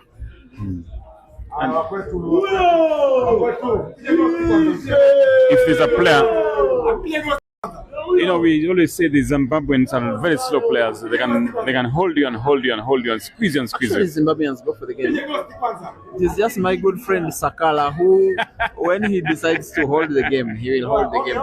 I once streamed the race to 15 between him and Ibra. They played for 6 hours. Oh. Yeah. And who won? In Blawayo. 15-14 Sakala won. Who won? Sakala 15-14. Oh. What about the Zambians? Zambians are mafia. When the Zambians, for them, the touch game is like in their blood. Oh. Nowadays they go for the game. Of course, Kelvin is none of that. Victor nowadays just goes for the game. Okay. Mafia can go for the game, but when he decides to play touch, he touches until you get rid of him. There could be a big shot here. Maybe red off cushion and off yellow into yellow direct. He's getting it as close can be to victory of the frame. He's taken a very deep breath. He's very contented what he has just done. He played well. He was also lucky. That won't matter. We'll have to put 2 reds to respective corner pockets, bottom right and then side pocket left. Black is there for the taking. Another frame going the way of the Tanzanians. Liking his composure despite the pressure. It's not just about pool, it's life in general. The ability to perform under pressure is what separates the men from the boys. Today, Abdullah at the business end of the match is proving to be a man. After all of so many near misses that he has gotten in many matches, this one is one where he's getting himself close to victory. He just rolled because what we'll do is roll. Again, he will have to roll the black to the corner pocket, top left for himself, for snipers, for Tanzania. This is Abdullah onto the figure 20. Ladies and gentlemen, he has been leading for most of the match. Ishmael has been coming back for again most of the match successfully. But at the business end of the match, Abdullah has again established a 2-frame lead. If the frame umpire Julie is rocking his one by Abdullah, it will be the very last in the match. 3 frames to go. Ish must win them all or else succumb to the loss of $3,000.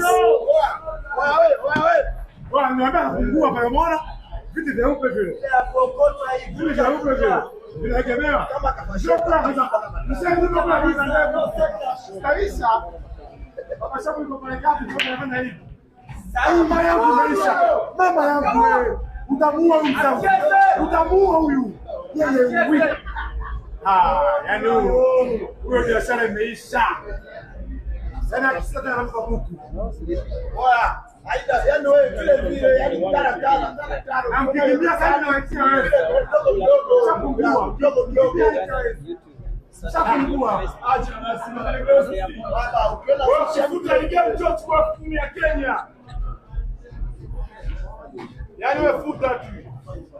If Abdullah Hussein somehow gets to win this frame, it will be one of the biggest victories in terms of non-official matches in his entire career, in terms of organized money matches. Yes, he got victory against Royd, very big player Royd. Yes, he has some victories against the likes of Kelvin, the likes of Saif, but beating Ishmael far away from home, the same day that he arrived into the country, having been the driver over in an entire team bus for more than 24 hours, and then getting to be the first player on the table, to be a leader, to inspire a whole team to try and win different money matches against players from South Africa and Uganda. That will be quite special. How good will this shot be? He goes for the bank and fails big. A little advantage to Ishmael.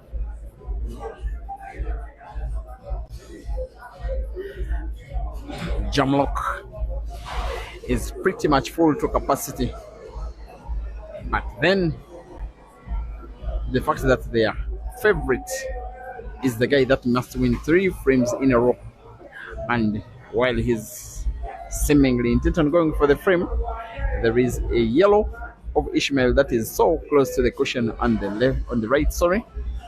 Pretty much a frozen ball it is.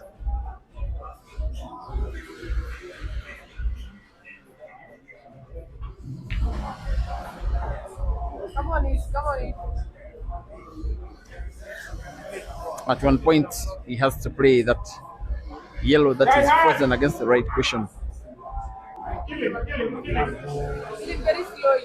Or quickly. Yes! Quickly back. Quickly slow.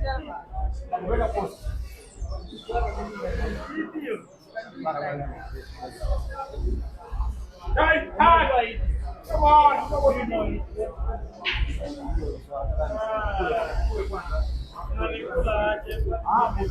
Ishmael is getting himself closer to pulling one back, because this is to get himself to the figure 19. Need to win 2 in a row and then put Abdullah Hussein under pressure, and seemingly he will. To play with top spin, cue ball moves rightwards. As perfect as that, he simply has to roll the yellow close to white against the rail to the corner pocket, top right, cue ball to bounce off the right cushion just a little, and the yellow is in. Frame should be won by Ishmael. Cue ball, perhaps the chalk falling all over the place. You may want to put both yellow and black to the same corner pocket. Has to avoid contact between white and, oh no, that one could be detrimental somehow. And Abdullah snookers, a total snooker it is. Even the angle is snookered. For Ishmael to find the yellow, he must play off the right cushion with spin on the cue ball. It seems to be okay.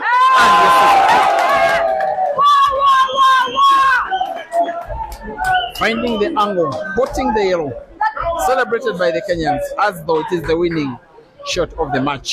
The frame is won by Ishmael. The match is still alive for the South African. 19 frames to 20, dear viewers.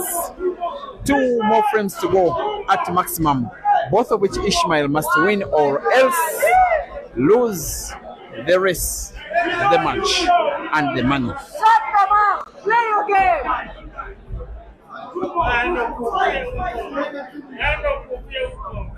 Shut them up! Play your game! Play your game! Shut them up!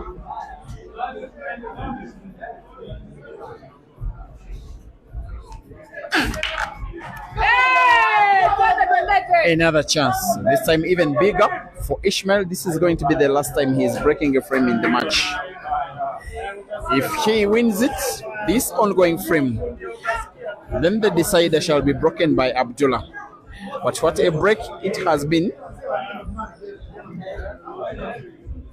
Raises a lot of game reading questions, because for most of the match he was breaking defensive, and yet at the decisive time of the match. He's breaking offensively. The table remains open after Ishmael not spotting the yellow. If Abdullah Hussein can get one yellow in, he will be going for the frame and wants to go for it, playing yellows. Yellow into yellow by connection. Misses as well. He could pot, hold on. The table is closed. Drama right at the end of the battle. That is not allowed. Not allowed. Tempting shot. The yellow closest to the cue ball if played well. Trying to put it to the corner pocket. It right. In the same shot, the cue ball could be played into the red that is close to the yellow near the side pocket right. Maybe play the yellow he's looking at now to the corner pocket bottom right, then the cue ball into the red close to the yellow, perhaps into the yellow itself, but must be on target. This is a shot could be very big, very detrimental, very not really. The fact that he has not spotted the ball, though he has packed one. But if you look at the position of the cue ball close to the red, now that red is passable to the corner pocket bottom right, where Abdullah has his yellows. That's what puts this frame in the balance, delicately poised for either of the players, as the Kenyan fans chant Ishmael on, asking him to take all the time he has in the world. Plays red and puts red. Movement of the cue ball is for him to play red, which is leftwards of them all. Clearly he will not want to put this one. Never will he try to put. He'll want to occupy the pocket with the red, and yes he does.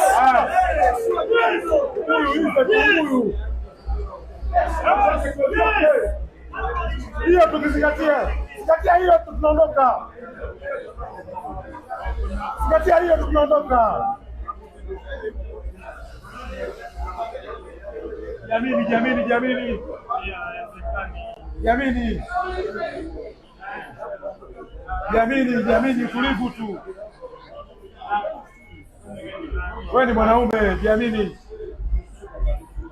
As though he may want to play combination. Successful combination. That is too brave. You don't risk that big. When the risk comes off, it makes you a big player yourself. Big is Abdullah, with the nerves of steel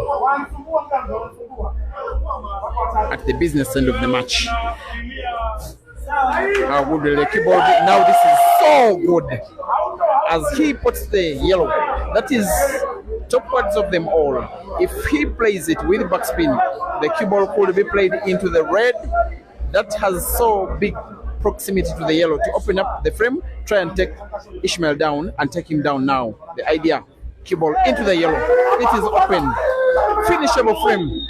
That's a 3,000 US dollar shot by the Tanzanian. He now wants to put both yellows to the corner pocket bottom right. The black is there for the taking. This one has to be played with precision, not to this position, the yellow that is packed. He was not precise enough. And I can say that Ishmael survives, at least for now. Abdullah wants to play snooker, hide white behind yellow into yellow. It looks like a foul. The umpire says the shot is legal. I'm not even certain it was touching yellow or not. The players agree the shot is legal. Ishmael is snookered. If he doesn't find the red, he will have played his last shot in the match. He must find red somehow, and must find it. If he doesn't put, leave the cue ball somewhere where Abdullah doesn't put with any kind of ease. This one is the moment of truth. He could be winning. That is, Ishmael could be losing this match now. Off the cushion, finds the red, does not put.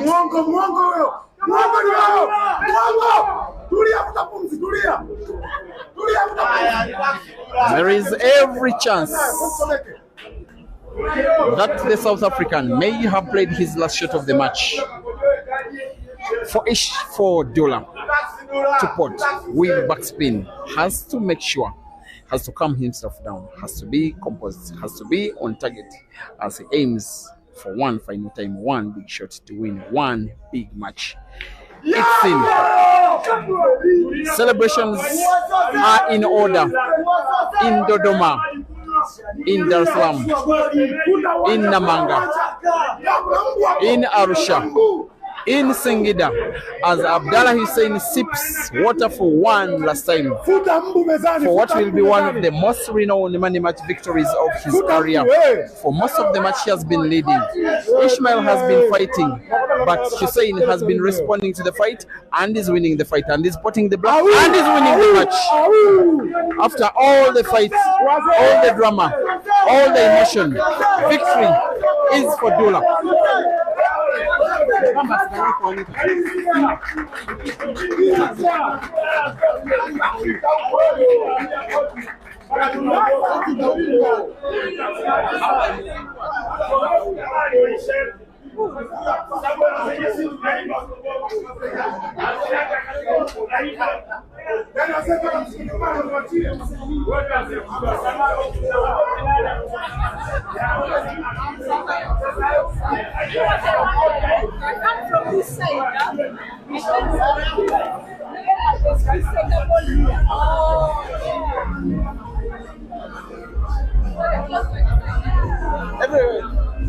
Kongs Abdullah, that was a good match, eh? But you were leading. What went wrong? You were leading with 7 frames, then 16-16. Yeah, I read, but I play with Ishmael. Ishmael is a good player. Yes. As you see, he play good. That's why he came back. Now you have Ishmael rematch. Yeah. You have Kasozi. You have other Ugandans. Can we expect more games from Abdullah? Yeah, I have a lot of games here, but I have 5 games with Ishmael consistency. 5 games? 5 games only with Ishmael. And I heard that if Kasozi beats you, then you go with him to Kampala, you beat him there. Yeah, I tell him after beating him in Tanzania, I tell him I come even Uganda or Kenya, I follow you anywhere. Yeah. So now, I want to finish with Ishmael first, because I have 5 games with Ishmael. When I finish with Ishmael, I'm going to play with Ibra Sejemba. Yes. That is good. Congratulations. I have your money. Thank you.